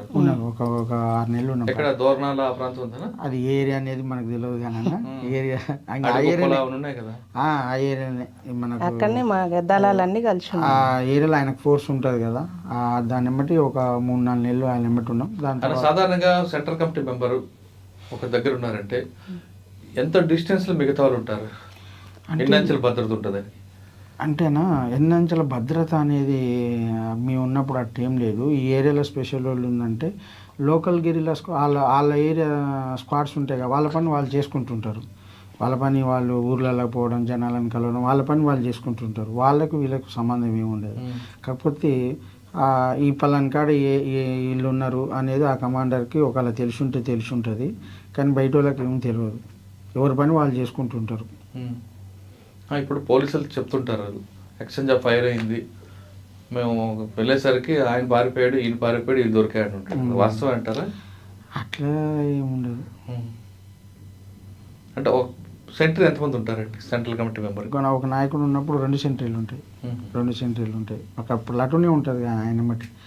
అప్పుడు ఇక మాకు అక్కడ ఏఓబి పోవడానికి అపాయింట్మెంట్ లేక ఒక 3-4 నెలలు ఆయన కాడ రిజర్వ్ ఫోర్స్ మాది, ఆయన బట్టి ఉండేది. ఏం చేశారు? ఏముండేది, రోజువారీ కార్యక్రమం. ఆయనకు వాళ్ళ రోజువారీ సెంట్రీలు చేసుడు ఉండు. మనకు ఆర్గనైజేషన్ ఫీల్డ్ కాదు కదా అది, మన ఏరియా కాదు. మన ఏదైనా మన రిజర్వ్ ఫోర్స్ను సెంట్రీలు చేసుడు, ఆయన బట్టి ఉన్నాడు, అంతే. ఈ విధంగా ఉండేవారండి. ఆయనతో మాట్లాడితే చాలా మంది పార్టీ వైపు వస్తారంటుంటారు. వాస్తవం? ఆ చైతన్యం కలిగిపిస్తాడు. మంచిగా మాట్లాడేది, అర్థం చేయించేది, కొంతమందికి సమస్యలు వచ్చినా కూడా మాట్లాడేది, చేసేది. ఆయన నేను 94 నుంచే చూసాను నేను. అప్పుడు పట్టడి సుధాకర్ రెడ్డి ఎప్పుడైనా ఎదురుపడ్డారు? పటేల్ సుధాకర్ రెడ్డి మాధ్యమంలో ఉండి కనగల్లో పనిచేసిండ్రు. తర్వాత మాకు అంటే పనిచేసిందంటే మమ్మల్ని గైడ్ చేయనీకి పటేల్ సుధాకర్ రెడ్డి, మాధవ్, తర్వాత ధర్మన్న వీళ్ళంతా ఆ అవసరాల రీత్యా ఇటు మీదకు పోవాలంటే రాచకొండలోకి కలపాలి. మరి మేమే కనగల్కి వచ్చి అక్కడి నుంచి ఆయనను కలిపేది. లేకుంటే కొన్నిసార్లు మాధవ్, తర్వాత పటేల్ సుధాకర్ రెడ్డి వీళ్ళందరూ కూడా మమ్మల్ని గైడ్ చేయనీకి ఈయన ఎట్లా చేస్తుండు, ప్రజల సమస్యలు ఎట్లా తీసుకుంటుండ్రు, సంఘాలలో జనంతో ఎట్లా మాట్లాడుతుండ్రు, లేకుంటే దళాన్ని ఎట్లా గైడ్ చేస్తుండ్రు అనేవి కూడా గమనించి ఇక్కడ నువ్వు మిస్టేక్ చేస్తున్నావు, ఇక్కడ మిస్టేక్ చేస్తున్నావు అని చెప్పేటోళ్ళు, తిరిగేటోళ్ళు వాళ్ళ మాయమట్టి. అట్లా 2-3 సార్లు ఎన్కౌంటర్ కూడా తప్పింది, జస్ట్ మిస్ అయింది అన్నట్టు. ఆ రోజు ఒకసారి వేరే ఊర్లో కొండాపురం అని ఒక ఊరు ఉంటుంది. ఆ ఊర్లో మాధవ్ ఉన్నాడు, సూర్యం ఉన్నాడు, ధర్మన్న ఉన్నాడు, నేను అందరం ఉన్నాం స్క్వాడ్. కానీ ఒక ఇంట్లో ఉన్నాం. ఆ ఇల్లు తెలిసిపోయింది జనాలందరికీ. తర్వాత పోలీసు వాళ్ళకి కూడా తెలిసింది. వాళ్ళు సాయంత్రం పూట దాడి చేద్దామని వచ్చారు, మేము వెళ్ళిపోయినాం. అప్పుడు దాడి చేస్తే చాలా నష్టం జరిగింది. మీకు అది వస్తారని తెలుసా? మీకు కూడా వస్తారని తెలియదు, బాగా ఊర్లో ఎక్స్పోజ్ అయింది కదా, తొందరగా వెళ్ళిపోదాం అనే దాంతో వెళ్ళిపోయినాం. వెళ్ళిపోయిన దాంతో మీరు మనం ఊరు చివరికి వెళ్ళినాం అటు, వాళ్ళు వచ్చి ఆ ఇంటి మీద దాడి చేసి ఇక బయట పడితే అయిపోయింది. దాటిపోయినట్లే. అట్లాంటివి చాలా సంఘటనలు జరిగినాయి. అట్లాంటి ఇప్పుడు లక్ష్మీదేవిగూడెం ఎన్కౌంటర్ అని చెప్పేసి మా దళం కాడనే జరిగింది. అది ఆ ఎన్కౌంటర్లో కూడా ఫేస్ టు ఫేస్ ఎవరు రాను అంటే ఎవరు రానుకో అని చెప్పి కూడా ఫైరింగ్ జరిగింది. మా వాడు కూడా చనిపోయాను, మేము రిట్రీట్ అయినాం. అట్లాంటి సంఘటన. అంటే మీరు పటేల్ సుధాకర్ రెడ్డి గారు, ధర్మాన, మాధవ్ అందరూ తిరిగారు కదా, వీళ్ళ మధ్యన విభేదాలు ఉన్నాయ ఒక వార్త వచ్చింది, వాస్తవం అంటారా? అది తప్పు. విభేదాలు ఏమున్నాయని గొడవలు వస్తాయి అక్కడ. తన మాట చెల్లుబాటు అవ్వాలని అట్లాంటిది ఏముండదు. ఇంతకుముందు కొండపల్లి సీతారామయ్య, అప్పుడు గణపతి వర్గాలు, అప్పుడు అట్లాంటివి ఏమున్నాయో కానీ అప్పుడైతే లేవు. తర్వాత ఎక్కడికి వచ్చారు మీరు? ఏఓబి. ఏఓబికి ఎన్ని రోజులు ప్రయాణం పట్టింది నల్లమల్ల నుంచి? ఏఓబి నుంచి మనం నల్లమల్ల నుంచి బస్సుల ద్వారా పోయినాం. బస్సు ద్వారా ఒక 2 రోజుల చేరుకున్నాం. అంటే మీరు నల్లమల్ల నుంచి ఏఓబి వచ్చారు, 2 రోజులు బస్సు ప్రయాణం చేసి. అక్కడ మీకు భాష ప్రభావం కానీ లేదు, అక్కడ టెరైన్ కూడా ప్రాబ్లం ఉంటుంది. నల్లమల్ల కొండలు వేరు, ఏఓబి కొండలు వేరు. ఆ ఇబ్బంది రాలేదా? వచ్చినాయి. అంటే భాష ప్రభావం అంటే భాష అప్పటి వరకు నేను పోయినప్పుడు నాకు అక్కడ జిల్లా సెక్రటరీ, తర్వాత చర్చలకు వచ్చిన సుధాకర్, వాళ్ళిద్దరే కలిసి మాట్లాడిండ్రు. కొన్ని రోజులు ఉన్న తర్వాత ఇక నాకు ఆరోగ్యం సహకరించాలి, ఆ గుట్టలు అవన్నీ ఎక్కడానికి సహకరించగా నేను పార్టీకి లెటర్ రాసి వచ్చేసాను. ఏఓబికి వెళ్ళిన తర్వాత జాయిన్ చేశారా? ఏఓబికి వెళ్ళిన తర్వాతనే నేను మళ్ళీ. ఎన్ని రోజులు ఉన్నారు ఏఓబిలో? ఏఓబిలో నేను 6 నెలలే ఉన్నా. అచ్చా. మరి వాళ్ళు వద్దని చెప్పలేదా? మళ్ళీ మీకు నల్లమల పంపిస్తామని చెప్పలేదా? అంటే పార్టీ అప్పటికి ఇంకా నేనే కమాండర్ని, నేనే దళం లీడ్ చేస్తున్నా కాబట్టి నాకు ఆరోగ్య సమస్యలు, బాగా కాళ్ళ నొప్పులు, తర్వాత అల్సరు, ఇలాంటి కొన్ని సమస్యలు ఉన్నాయి. ఆ సమస్యలతోటి ఇక నేను అప్పటికి ఇంకా కొంత నాలో చైతన్యం కూడా తగ్గి ఇక మా అమ్మ నాయనకి అప్పటికి పిలిపించుకోలే. ఒక 5 సంవత్సరాల తర్వాత పిలిపించినాం.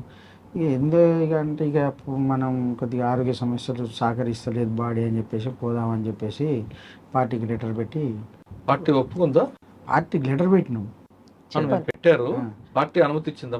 పార్టీ మనం వాళ్ళు పార్టీ కలవలేదు, నాకు ఇంకా కలవక ముందుకే లెటర్ పెట్టేసి నేను వెళ్ళిపోతున్నా అని చెప్పేసి బయటకు వచ్చి. సుధాకర్ ఒప్పుకున్నారా? సుధాకర్ లేడు, నా ఎమ్మటి ఎవరు లేరు ఇంకా వాళ్ళిద్దరు. నా సపరేట్ దళం, కోరుకొండ దళానికి area committee secretary plus commander బాధ్యత నేనే ఉన్నాను కాబట్టి నాతోటి సభ్యులకు లెటర్ ఇచ్చేసి నేను వచ్చేసి. ఎక్కడికి వచ్చారు? డైరెక్ట్ ఇంకా ఏర్పాటు వేసుకొని నల్గొండ ఎస్పీ గారు, అప్పుడు శివరెడ్డి సార్ ఉండే, ఇప్పుడున్న ఎన్టీఎన్సీ పైన ఆ సార్ ఉన్నాడు, ఆయన ఆ సార్ దగ్గర పోయి సరెండర్ అయ్యాడు. అక్క ఇద్దరం ఒకసారి. అప్పుడు అక్క ఉన్నారు అప్పుడు ఆవిడ? ఏఓబికి ఇద్దరం ఒకే కాడ ఉన్నాం. వచ్చి సార్ దగ్గర సరెండర్ అయ్యాడు.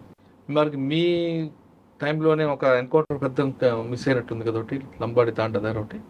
అదే అన్న నామానాయక్ తండ అని అక్కడ మాదే కృష్ణపల్లి, అక్కడ కోనపూర్ రాములు వాళ్ళందరూ ఉన్నారు. ఆయన ఒక్కడు, ఇద్దరు బయటపడ్డారు. చాలా వరకు తోటల చనిపోయారు. వీళ్ళ దళం కాదు, అది మా దళం.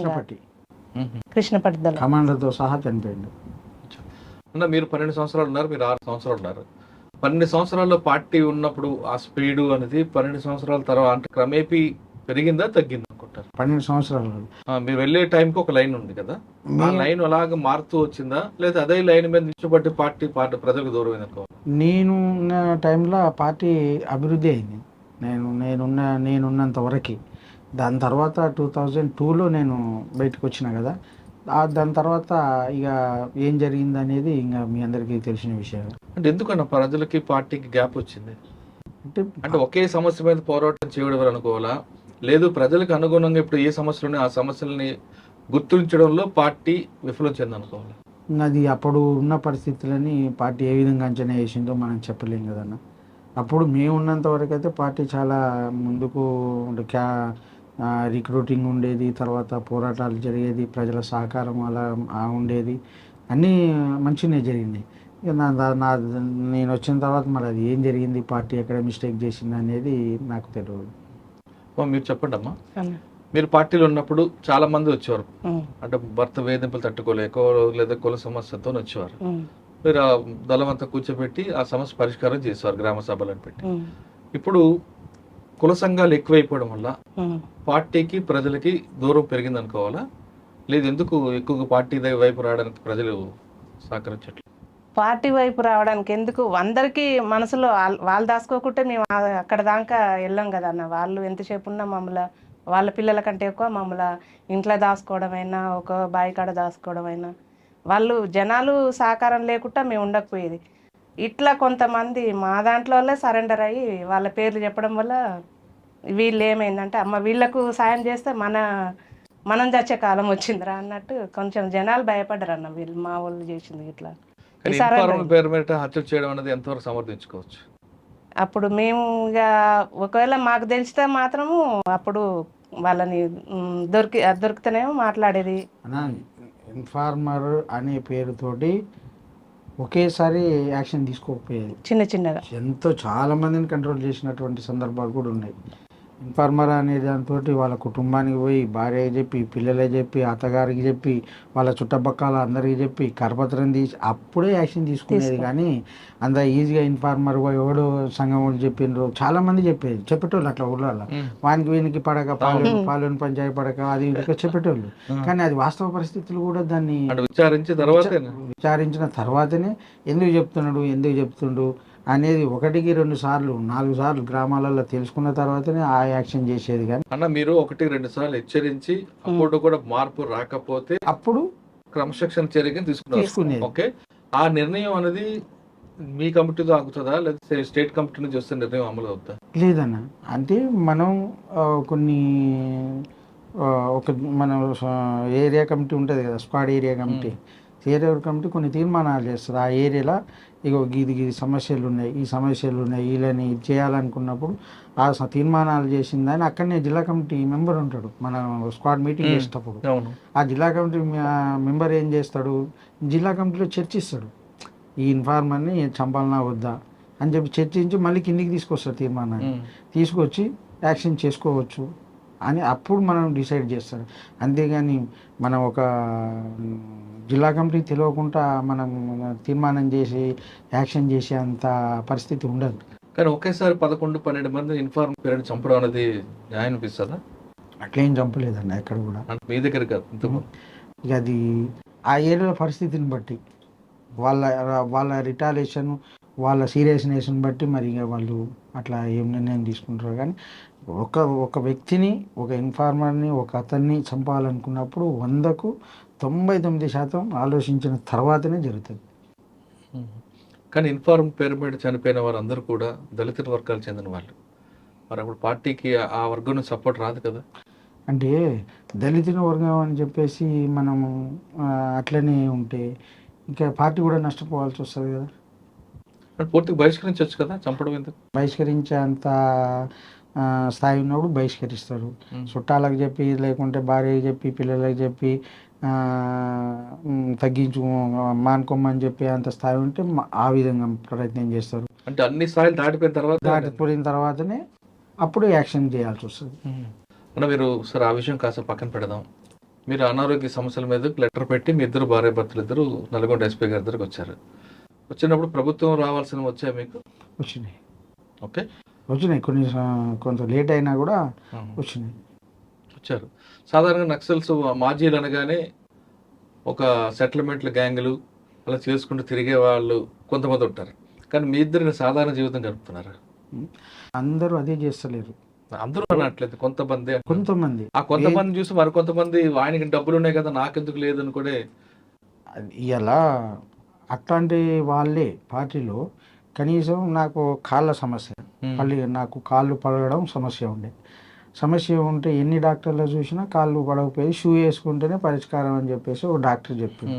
అప్పుడు పార్టీలో చెప్పులే వేసుకునేది, షూ ఎవ్వరూ వేయకపోయేది. నేను ఒక 400 పెట్టి షూ తెస్తేనే అప్పుడు ఒక పెద్ద చర్చ, షూ వేసుకోవడం ఇది అంత కరెక్టా, అచ్చులు పడతాయి అని చెప్పేసి. దాని తర్వాత మళ్ళీ పార్టీ రియలైజ్ అయ్యి మళ్ళీ అందరికీ షూ కొనిచ్చింది అని అంటే ఇప్పుడు అంటే అడుగులు పట్టుకొని పోలీసు వాళ్ళు కరెక్ట్, అది కూడా జాగ్రత్తలే కదా. అంటే తర్వాత ఒక్కొక్కరు పార్టీ బయటికి పోయినప్పుడు 12 అయింది, 12 టైంలో అన్న టిఫిన్ చేయడం ఏంది, అన్నమే డైరెక్ట్ తిందామని అంత ఆదర్శంగా ఆలోచించి 10 రూపాయలు మిలిగించిన వాళ్ళు కూడా ఉన్నారు. కానీ వాళ్ళు కూడా ఈరోజు కొంత బయటకు వచ్చి కొంత ఏది లగ్జరీ లైఫ్కి అలవాటు పడి ఉన్నారు. ఇక వాళ్ళకు అది చేతనైంది, మాకు అది చేత కాలేదు. అందరూ ఆ విధంగా ఉన్నారంటే ఆ విధంగా లేదు. మనంతలో మీరు పార్టీ నేర్పిన క్రమశిక్షణ ఇంకా పోతలేదు మాకు అది. పార్టీ అనేది కాకుండా ఇక మేము నిమ్మలంగా బతకాలనుకున్నాం. ఆ నిమ్మలంగానే ఏదో పని చేసుకొని బతుకు. అందరూ సెటిల్మెంట్లు అవన్నీ అట్లా ఎవరో కొంతమంది ఉన్నారు, వాస్తవం ఉన్నారు. అంటే మీరు బయటకు వచ్చారు, సాధారణంగా అడవిలోనే ఉండాలి లేదా బయటకు వచ్చిన నా దగ్గర ఉండాలి అంటూ నయీం అనే వ్యక్తి వార్నింగ్ ఇస్తాడు. పార్టీ నుంచి ఎవరు బయటకు వచ్చినా ఆయన కలవాల్సిందే, ఆయన దగ్గర పనిచేయాల్సిందే, లేదా అడవిలోకి వెళ్ళిపోవాల్సిందే. అటువంటి వార్నింగ్ ఎప్పుడైనా మీకు వచ్చిందా? వచ్చినాయి, అందరి జిల్లాలు అందరికీ వచ్చింది, నాకు కూడా వచ్చింది. పిలిపించాడు నయీం? పిలిపించిండు. ఇద్దరిని పిలిపించాడా? పిలిపించిండు, మాట్లాడిండు. ఎక్కడ కలిశారు? నల్గొండలనే పిలిపించిండు, మాట్లాడి ఏంటి నీవు సైలెంట్ ఉంటున్నావు అంటే, అన్న నేను నిమ్మలంగా వచ్చినా బతుకుతున్నా, నేను ఎవరికి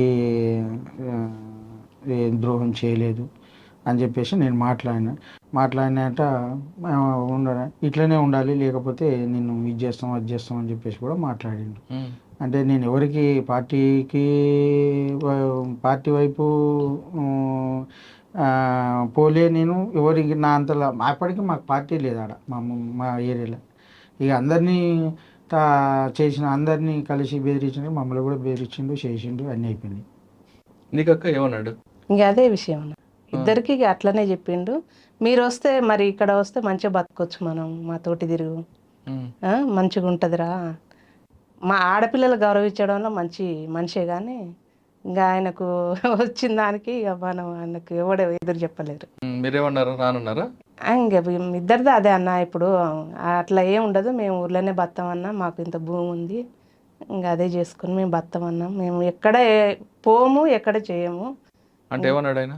అంటే మరి మీరు ఇటనే కొంచెం ఇంకా వార్నింగ్ ఇచ్చిండు, ఇంత సైలెంట్గా ఉంటున్నారంటే మీది ఏదో ఉందా అని అన్నాడు.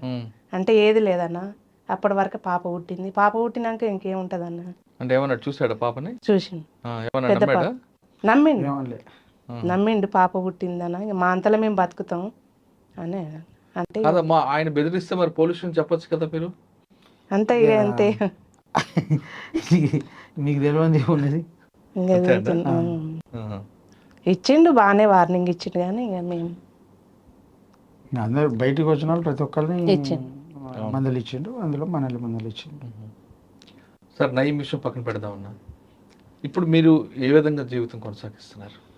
ఇప్పుడు నాకున్న సిచ్యువేషన్ అంటేనా, నేను ఊర్లోనే మా గ్రామంలోనే ఉంటా. నాకు పిల్లలు, 2 అమ్మాయిలను చదివించుకుంటున్నా. తర్వాత నేను సెటిల్మెంట్ చేసి సంపాదించింది లేదు, లేకుంటే నేను పార్టీ నుంచి తీసుకొచ్చింది కూడా లేదు. నేనేంటంటే నాకు మా అమ్మ నాయన సంపాదించిన భూమి అదే ఉంది, అదే పట్టుకొని నేను ఇప్పుడు అదే బతుకుతున్నాను, అంతే. వేరే ముచ్చటే. వచ్చేటప్పుడు కట్టుబట్టలతో వచ్చినాం, సారే మాకు ఒక 5,000 10,000 ఏమి ఇచ్చిండు ఆవిడతో శివారెడ్డి ఎస్పీ గారు అప్పుడు సార్ ఇచ్చిండు. తక్షణ ఆర్థిక సాయం కింద 10,000 రూపాయలు ఇచ్చిండు. అవి తీసుకొని పోయి మా ఇంట్లో పరిస్థితి కూడా అప్పుడు ఎట్లా ఏం లేదు, ఒకటే ప్లేట్ ఒక గ్లాస్, ప్లేట్ ఒక గ్లాసే ఉండేది ఇంట్లో. అంత హీనంగా అంటే భయం పోలీసు వాళ్ళు ఎప్పుడు వస్తారు ఏం చేస్తారు అని అంత భయంతో బతుకుతుండే మా అమ్మ నాయన. కానీ మా నాన్నమ్మ కూడా ఇంకా అట్లనే చనిపోయింది, అదురుకే చనిపోయింది. ఒక రకంగా నా కోసమే చనిపోయింది. ఇంకా పిచ్చమైంది, అంత మంచిగా సాదుకున్నావా. మీరు ఇంటికి వెళ్ళారు డబ్బులు తీసుకొని 10,000 రూపాయలు తీసుకొని, ఇంట్లో ఆదరణ ఎలాగుంది అప్పుడు? ఆదరణ అంటే నేను పోయింది సాయంత్రం రాత్రి 8 గంటలకు, రాత్రి 8 గంటలకు నేను ఇంటికి పోతే అప్పటికి నా గురించి పోలీసులు వస్తూనే ఉండేది కదా, ఎప్పుడు ఒక 6 నెలలకు 3 నెలలకు వస్తుండు నీ కొడుకు అది ఇది వస్తుంది. నేను పోవంగానే ఏం చేసిండ్రంటే ఊరిని వచ్చినావు చచ్చిపోతావు నువ్వు వెళ్ళిపోరు పోరు అని చెప్పేసి మా అమ్మ ఒకటే ఏడవడం మొదలుపెట్టింది. అప్పటికి మాకు మేము ఉన్నప్పుడు ఇల్లు వేరే ఉండేది. మా అమ్మ నాన్న ఇంకో ఇల్లు కట్టుకోరట, నాకు ఆ ఇల్లు తెలియదు. నేను రోడ్డు మీదకి వచ్చి నేను ఫలానా ఇట్లా నక్క యాదగిరిని నేను మా ఇల్లు ఏడ ఉందో చూపెట్టమని చెప్పేసి 2-3 జనాలు అడిగితే నాకు ఇల్లు చూపిస్తలేరు వాళ్ళు. ఇల్లు పోలీసు వాళ్ళ ఏందని చెప్పేసి ఇల్లు చూపిస్తలే. ఇంకొక ఆయన ధైర్యం చేసి వచ్చి నేను చూపిస్తారా అని చెప్పేసి తీసుకుపోగానే ఇంకా అప్పటికి ఇంట్లో నువ్వు పోలీసు వాళ్ళు చంపేస్తారు నువ్వు వెళ్ళిపోను, పోలీసు వాళ్ళు చంపేస్తారంటే లేదు నేను సరెండర్ అయినా ఏం కాదు అని చెప్పినాక కొద్దిసేపటికి ఇక వాళ్ళందరూ వచ్చినాక కొద్దిసేపటికి కొద్దిగా తీసుకెళ్ళారు అప్పుడు తీసుకెళ్ళి ఇద్దరం ఒకేసారి వెళ్ళినా ఒకేసారి పోయినాం. ఎప్పటికీ అత్తగారింటికి పోతావా అమ్మగారింటికి పోతావా అని అడిగిండు. అడిగినప్పుడు నాకు అర్థం కాలే. మళ్ళీ ఆయనే ఉండి అత్తగారి ఇల్లు అంటే జైలు గిట్ట అనుకునేవాని అంటే లేదు సార్ అని, ఏం కాదు వీళ్ళింటికి పోతాం మా ఇంటికి పోతా సార్ అన్నా. నేను మీ ఇంటికి వెళ్ళావమ్మా? తెలిసిన తెల్లారే నాయన తెలుసుకొని వచ్చిండు. వచ్చి అంతా మాకు అది మామూలే, ఇక మేము అంతా మాకు పార్టీ మంచి పరిచయం ఇదంతా ఏం లేదు, కానీ చచ్చిపోతావు రా బిడ్డ నువ్వు ఉన్నది ఒకదాన్ని నేను ఒక్కదాన్ని. ఆల్రెడీ పరిచయం చేసావా? అప్పుడు అంటే ఇంకా అయ్యింది. ఇక్కడ వచ్చిందంటే పేపర్ స్టేట్మెంట్, ఇక పేపర్ స్టేట్మెంట్ ఫోటో ఇద్దరం దిగింది, అవి పట్టుకొని ఆధారం అది ఆయనకు తెలియదు కదా ఏరియా, అట్లా పట్టుకొని వచ్చిండు ఆయన. వచ్చి మంచిగా తీసుకెళ్ళారు ఇంటికి. తీసుకెళ్ళి పండగ బట్టలు పెట్టిరు. ఇక మా చేసిర్రు, అత్త వాళ్ళు చేసిర్రు, అమ్మ వాళ్ళు చేసిర్రు. వీళ్ళకి ఇట్లా ఉట్టిగా వస్తే రేపటి రోజుల్లో ఇది ఉట్టిగా వచ్చింది అని అంటారు అని అత్తమ్మ మామయ్య బాగా చూశారు. వీళ్ళకి కూడా అమ్మ నాన్న బాగానే చూసుకున్నారు. కానీ ఊర్లో కొంతమంది మాజీలు అని ఒక ముద్ర వేసి వాళ్ళు ఏదో దూరంగా చూడడం భయపడడం చేస్తుంటారు. అటువంటి అనుభవాలు మీకు ఎదురయ్యా? లేవన్నా. అదే కాకపోతే గ్రామంలో ఈ పరిస్థితి అంటే వీళ్ళు ఇంకా ఇప్పుడు 21 years అవుతుంది నేను వచ్చి. 21 years నుంచి ఇదేం యాక్షన్ వీళ్ళది ఇంకా తీస్తలేరు, డబ్బులు తీస్తలేరు. అసలు ఎందుకండి ఆలోచన వస్తుంది జనాలకి? వాళ్ళ చైతన్యం అదే అని అర్థం చేసుకుంటున్నారు. మీరు అనిపిస్తుందా ఇటువంటి వాళ్ళ కోసం పోరాటాలు చేసామని అనిపించింది? బాధపడ్డ సందర్భాలు కూడా ఉన్నాయి, బాధపడ్డ సందర్భాలు కూడా. ఇదంతా యాక్షన్ వీళ్ళు ఏదో నటిస్తున్నారు అని చెప్పేసి అనిపించినప్పుడు బాధ అనిపించింది. అరే ఏంటిది, మా కుటుంబాలు ఆగమైనాయి, మా పిల్లలు ఆగమైనరు, మా భార్యలు ఆగమైపోయారు, ఎన్కౌంటర్లు అయినాయి, చనిపోయినరు. అయినా కూడా ఈరోజు ఇంకా ఒక సంపాదన కోసం పార్టీలోకి పోయినా అనే విధంగా చూస్తున్నారు. ఇదేంటిది ఇంత రాజకీయ చైతన్యం లేదు అనేది అనుకొని అప్పటికప్పుడు బాధపడాల్సిన సందర్భం వచ్చింది. తర్వాత సరే వాళ్ళ చైతన్యం అంతే ఉందిలే అని చెప్పేసి మళ్ళీ అర్థం చేసుకోవాల్సిన చైతన్యం కూడా అంతే వచ్చింది. అంటే వీళ్ళ కోసం మనం త్యాగాలు చేసామా అన్న బాధ వచ్చింది. అంటే మన ఊర్లోనే అంటారు కానీ బయట ఎక్కడ అనరన్న. ఊరోళ్ళు అంటేనే బాధ అనిపిస్తుంది. ఊరోళ్ళు అంటేనే పలానా ఊళ్ళు అంటే అబ్బా జగను పద్మ అంటే యాదన్న పద్మ అంటే అబ్బా వాళ్ళకాడ మస్తు పైసలు ఉంటాయి, ఎవడన్నా పైసలు ఏదన్నా ఆడుకోవడానికి వస్తారు కదా, ఇట్లా అయింది అట్లా అయిందని. అదే జగన్ అన్న మంచోడు, పద్మకమ్మ మంచిది, అడిగిపోతే ఆడ ఏముండదు. మేము పని చేసుకుంటేనే అన్న, మేము ఒక్కరోజు ఇట్లా ఇంటి దగ్గర ఉండం, ఎప్పుడు పని చేసుకుంటాం. ఎందుకంటే మాకు ఎట్లా రావు, మేము కష్టం చేసుకుంటేనే ఇంత నడుపుకుంటున్నాం చేసుకుంటున్నాం. అన్యాయంగా అయితే మనకు వచ్చింది ఎవరన్నా ఇస్తా అన్నా ఇట్లా మాకు మనసు ఒప్పదు తీసుకోవడానికి. ఎందుకంటే మేము ఒక్కరి కాడ తీసుకున్నా మాకు అది మాకు ఇప్పుడు మీ ఆత్మగౌరవం ఉండదు దెబ్బతింటది. దెబ్బతింటది మాకు కాదమ్మా, మనశ్శాంతి ఇవన్నీ ఉండదు. ఇలా జరుగుతున్నప్పుడు ఒకవైపు గ్రామస్తులేమో మీద డబ్బులు ఉన్నాయి అనుకుంటారు, ఉమ్, పార్టీ ఏమో ఇతను ఆరోగ్యం బాగాలేదు వెళ్ళిపోయిన పార్టీ వెళ్ళిపోయింది అనుకుంటారు. అనుకుంటారు. కానీ పార్టీలో మీరు వచ్చిన తర్వాత వరుసగా ఎన్కౌంటర్లు జరగడం, ఉమ్. పార్టీ క్రమేపీ ప్రజలకు దూరం అవడం, అవి చూస్తున్నప్పుడు మీకు ఏమనిపించేది? మరి ఒకప్పుడు ఒక వెలిగిన పార్టీ ఇలాగ అవుతుంది అయింది అని బాధ అనిపించిందా?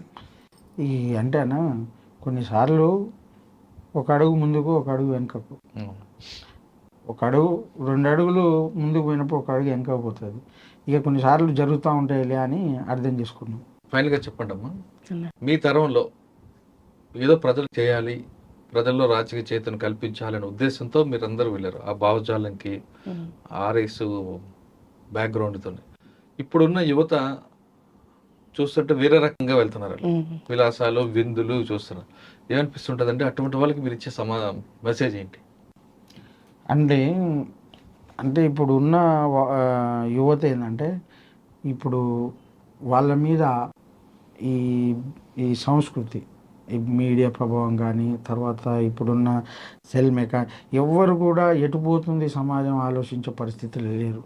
తర్వాత ఇక గ్రామాలల్లో కూడా ఈ ఉదయం లేస్తే వాళ్ళు తాగడం తినడం ఇలాంటివి ఉన్నాయి. కానీ ఇంకా వాళ్ళు సరే వాళ్ళు సమాజానికి సేవ చేయకపోయినా వాళ్ళిల్లు వాళ్ళు బాగా చేసుకున్నా సరిపోతుంది. కానీ అది కూడా లేదు ఇప్పుడున్న యువత. వాళ్ళ పిల్లలు అరే మనం ఈ విధంగా బతకాలి, మనం కష్టం చేసుకోవాలి, లేకుంటే మన పిల్లల్ని ఒక స్థాయిలో చదివించుకో, వాళ్ళిల్లు వాళ్ళు సరిదిద్దుకున్నా కూడా సమాజం దానంతట అదే బాగుపడుతుంది. అది కూడా లేదు యువత. కాబట్టి ఏంటంటే మన ఇల్లు మనం సరిదిద్దుకొని మనం ఉన్నతంగా బతకాలని ఆలోచన చేసినప్పుడు బాగుంటుంది. ఆ విధంగా ఆలోచించాలని చెప్పేసి మేము చెప్పండి. అన్న. ఇంకా అదే ఇప్పుడు అట్లా పిల్లలు అనేది చాలా ఆగమవుతారు. వాళ్ళకి ఏంటంటే ఏది చెప్పిన ఈ సెల్లుల ద్వారా నువ్వెంత చెప్పు వాళ్ళకి ఏం అర్థం కాదు. ఇప్పుడు మనం ఇట్లా చెప్పినాం అనుకో, ఏం పెద్ద చెప్పు వచ్చింది వాళ్ళకి తెలియదు. సెల్లులు ఎంతసేపు ఉన్నా సెల్లులో చూడడం, అది చూడడం, ఇది చూడడం. ఇంకా మనం ఎంత చెప్పినా వాళ్ళు తల్లిదండ్రులకే వింటలేరు. ఇట్లా మనం ఇట్లా కాదు నాన్న ఇట్లా అని చెప్పినా ఇట్లా వాళ్ళు వినిపించుకున్నాం. వాళ్ళు చెప్పినా వినరు. ఇప్పుడు మనం అంత చేసి వచ్చినాక ఇట్లా వాళ్ళు ఇప్పటికిట్లా కొంతమంది అర్థం చేసుకుంటలేరు. ఇప్పుడు పుట్టిన ఆ పిల్లలకి ఈ సినిమాలు ఇవన్నీ సెల్లులు ఇవన్నీ చూసినాక వాళ్ళకేం అర్థమవుతుంది అన్న? అర్థం కాదు. ఏం చేసినా ఇక వదిలేసినా అంటే మన సాధ్యమైనంత మన దగ్గర ఉన్న పిల్లలకైతే మేము చాలా వరకు చెప్తాం, అట్లా కాదు నాన్న ఇట్లా అమ్మ నాయన బాధపడతారు, చేసేదంతా మీకోసమే కదా, మంచిగా ఉండాలన్నా మంచిగా చదువుకోవాలి. మన ఊర్లో ఒకరికి జాబ్ వచ్చిందంటే మనకెంత ఉంటుంది పలానా ఊరికి వచ్చిందని అంటే పిల్లలు ఎంత మంచిగా చదువుతారు అని చెప్పినా ఇట్లా ఆ పిల్లలు ఇంకా వాళ్ళు చూడాలి, వాళ్ళు వినరా అనేది. నువ్వు చాలా జీవితం చూసావు, అన్న పార్టీలో చూసావు, అక్కడ క్రమశిక్షణ, అడవి అనే కష్టం అన్ని చూసావు కదా. అన్న ఎంతో ఇంకా నువ్వు చూసిన కష్టం ముందు ఇప్పుడు ఆడవాళ్ళు పడుతున్న కష్టం చాలా చిన్నది. కానీ చిన్న విషయాలకి ఆత్మహత్యలు చేసుకున్న ఆడవాళ్ళకి నువ్వు ఇచ్చే సమాచారం ఏంటో? నేను చేసుకోవద్దంటానా, మనం బతకాలి. మేము ఇప్పుడు అంతా చేసి వచ్చి ఇప్పుడు చిన్నప్పటి నుండి అయితే అంత భర్తనే తెచ్చిపెట్టి అంతా చేయలేదు కదా. మనం ఒక ఏజ్ 20 ఏళ్ళు 25 ఏళ్ళు అయినాక పెళ్లి చేసుకుంటాం. అప్పటిదాకా మనం కష్టం చేసి అయితే మనం బతుకుతున్నాం కదమ్మా. మనం చచ్చి అయితే ఏం సాధించలేము. ఇప్పుడు ఉన్న పిల్లలు ఆగమవుతారు. మనం ఆ గొడవలు భార్యాభర్తల గొడవలు వస్తే నేను చెప్పేది వాళ్ళకి చాలా వరకు ఉన్నాయి మన ఊర్లో. చెప్పేది మనం జావద్దు, మనం చేస్తే చాలా మంది పిల్లలు తల్లి చచ్చిన పిల్లలు ఎంతో మంది ఉన్నారు. పిల్లలు వాళ్ళు ఆగమయ్యారు, వాళ్ళు పెళ్లి చేసుకోరు. పిల్లలు చూసేటోడు ఎవరు లేడు. వాళ్ళని చూసి మీరు నేర్చుకోరమ్మా, మనం చచ్చి ఏం మనం సాధించలేము అనేది చెప్తాను నేను. అన్న మీరు ఇంకో మాట చెప్పండి. ఇప్పుడు మీరు అన్నట్లుగా అందరూ సెల్ ఫోన్లకే బానిసలు అయిపోవడంతో ఈ పరిస్థితి మారుతుందని చెప్తున్నారు. చదువు అనేది పక్కకు వెళ్ళిపోయింది. మీరు ఎవరిలో రాజకీయ చైతన్యం తీసుకొద్దాం వెళ్ళి చదువులు నేర్పారో ఇక్కడ దానికి వ్యతిరేకంగా జరుగుతుంది. చదువుకోండి అని చదవం మాకు అవసరం లేదు, మాకు సెల్ ఫోనే జీవితం అనే వాళ్ళకి మీరు ఇచ్చే సమాధానం ఏంటి? అది సెల్ ఫోన్ కానీ తర్వాత ఇంకా వేరు దురాలవాట్లు ఉన్నాయి, గ్రామాలలో కూడా ఉన్నాయి. ఈరోజు ఉన్నాయి గ్రామాలలో డ్రగ్స్ కానీ ఇంకా వేరు కానీ గ్రామాలలో కూడా యువత పాడైపోతుంది. అవి కాదు జరగాల్సింది. నీవు నీ కుటుంబాన్ని నీ ఊరిని నీ కుటుంబాన్ని బాగా చేసుకుంటే సొసైటీని బాగా చేసినట్టే. ఒక నీ పిల్లల్ని ఒక వృద్ధిలోకి తీసుకొస్తే సొసైటీ కూడా వృద్ధిలోకి తీసుకొచ్చినట్టే అని నేను అంటున్నాను. ఇప్పుడున్న యువతి యువకులు కేవలం సెల్ ఫోన్కి పరిమితం అవ్వడం వల్లే ఇటువంటి అనర్థాలు వస్తాయంటారు జగనన్న, పద్మక్క అలియాస్ గంగా. అందరూ చెప్తున్నట్లుగా వీళ్ళందరూ గతంలో అక్కడున్న పరిస్థితి ప్రభావంతో సమాజంలో మార్పు కోసం, బడుగు బలహీన వర్గాల అభివృద్ధి కోసం అడవిబడి పట్టారు. అడవిలోకి వెళ్ళిన తర్వాత ఆయన చెప్తున్నట్టుగా కాళ్ళకి నొప్పులున్నా, ఆవిడ కూడా అనారోగ్య సమస్యలున్నా, ఆడవాళ్ళకు వచ్చే సమస్యలున్నా ఖచ్చితంగా ప్రజల కోసం వెళ్ళి కమిట్మెంట్తో పనిచేశారు. కొంతకాలం తర్వాత బయటకు వచ్చాక ఇప్పుడున్న సమాజాన్ని చూస్తే వాళ్ళకి ఒక బాధ కలిస్తుంది. ఏ సమాజం కోసం, ఏ సమాజంలో మార్పు కోసం వెళ్ళామో అదే సమాజం తమ పట్ల డబ్బులు తీసుకొచ్చారా అనే ఒక చిన్నచూపు చూడటం, అనుమానించడం అనేది వాళ్ళకి చాలా బాధ కలిగించే అంశం. అటువంటి వాళ్ళని చూసినప్పుడు వీళ్ళ కోసమైనా పోరాటం చేశామని వాళ్ళ మదన పడే సంఘటనలు కూడా ఎదురవుతున్నాయి. కానీ ఇప్పుడు వాళ్ళు చెప్తుంది ఏంటంటే ఖచ్చితంగా ఇప్పుడు అందరూ కూడా మీ కుటుంబాన్ని ముందు బాగు చేయండి, ఆటోమేటిక్గా సమాజం కూడా బాగుపడుతుందని చెప్తున్నారు. ఇది వారం జగనన్న, పద్మక్క ఎక్స్క్లూజివ్ ఇంటర్వ్యూ. వచ్చే వారం మరో దంపతులతో కలుద్దాం. అంతవరకు నమస్తే, ధన్యవాదాలు.